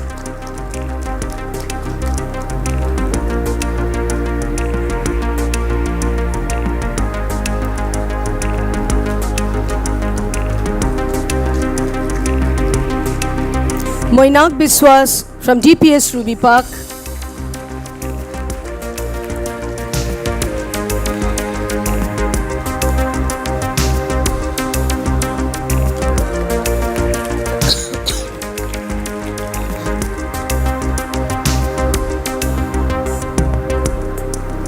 And Sonakshi Sen from Modern High School.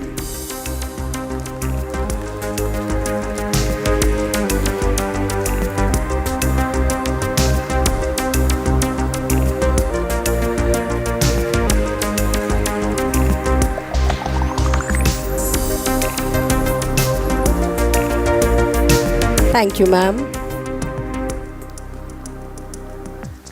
has been an exciting morning of forceful and compelling arguments. The judges indeed had difficulty determining the jury award for the best speaker, runner-up team, and best team. May I now request Mr. Pradeep Guptu to give away the special jury award to the runner-up speaker, and the award goes to Moinak Biswas of DPS Ruby Park.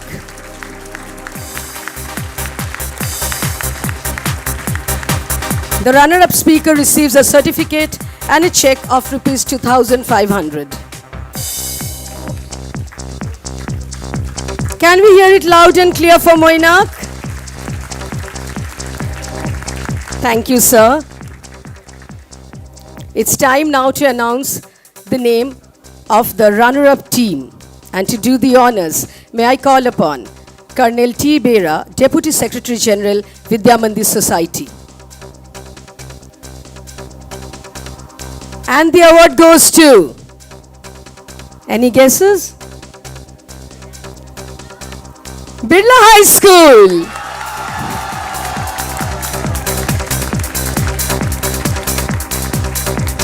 Led by Ram Daftari and Mohammad Anas Ali. The runner-up team receives a certificate each and a check of rupees 2,000 each.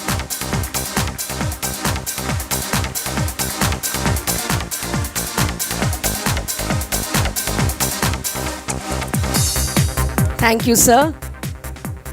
And now, ladies and gentlemen, hold your breath as I announce the name of the best team, the city's best, or maybe the country's, if I may say so, who have risen above the others to prove their mettle.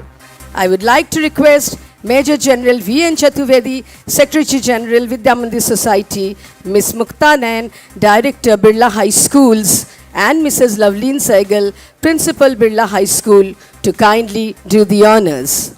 Each member of the victorious team will receive the BIRLA High School certificate, the winner's trophy, a check of rupees 5,000 each, and an Apple iPad each. And the winning team is none other than DPS Ruby Park, led by Suchetana Sen and Moinak Biswas. Well done.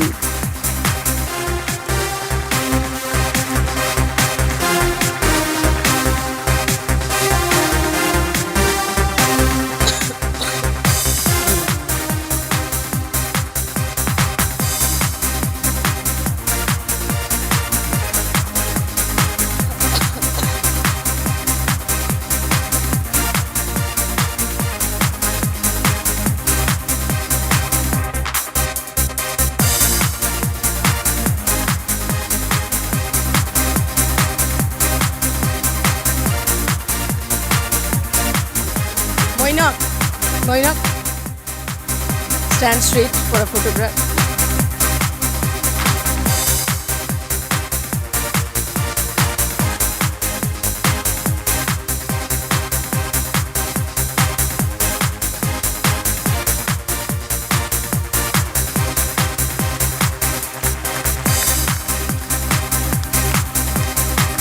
I would like to request all our dignitaries to kindly stay back. It's now time for the most coveted award of this prestigious event. The best speaker, the winner of the 24th L.N. Birla Memorial Invitational Debate, receives a certificate, a trophy sponsored by Birla High School alumni, the Birla High School trophy, a check of rupees 5,000, and a Samsung smartphone. Wow. Ladies and gentlemen, the winner of the 24th L.N. Birla Memorial Invitational Debate, the best speaker, is none other than Suchetana Sen of DPS Ruby Park. I would like to invite Mr. Neeraj Chaudhary and Mr. Gaurav Vasa from Birla High School Alumni Association and Mr. Amit Churiwal to kindly do the honors, hand over the alumni trophy to the best speaker.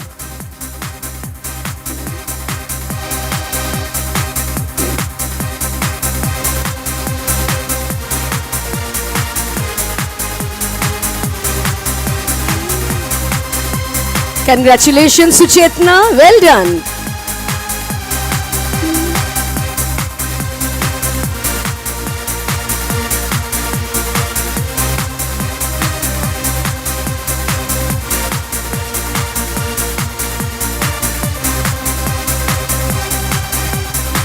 Thank you, members of the alumni. I would request you to take your seat in the auditorium.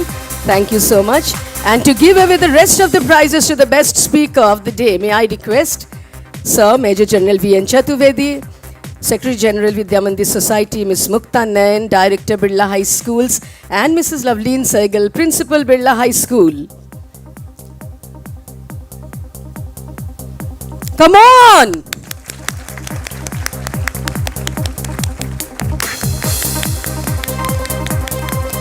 We need some energy out here.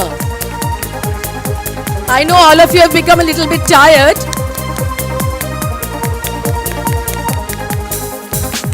Heartiest congratulations to all the participants and to the winners.